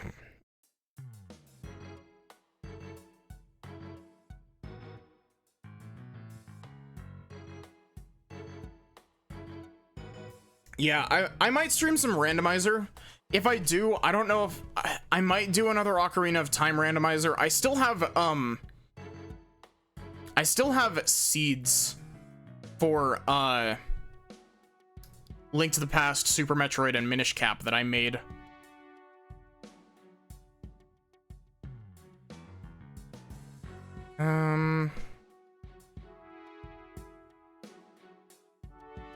Let's go poke the sin.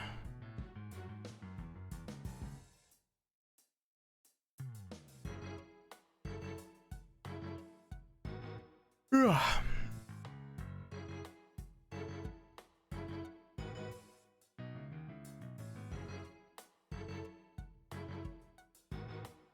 So yeah, thank you all so much for watching. I hope that you enjoyed. I hope to see you here tomorrow for whatever the hell I end up streaming tomorrow. Otherwise, have a good one and take care.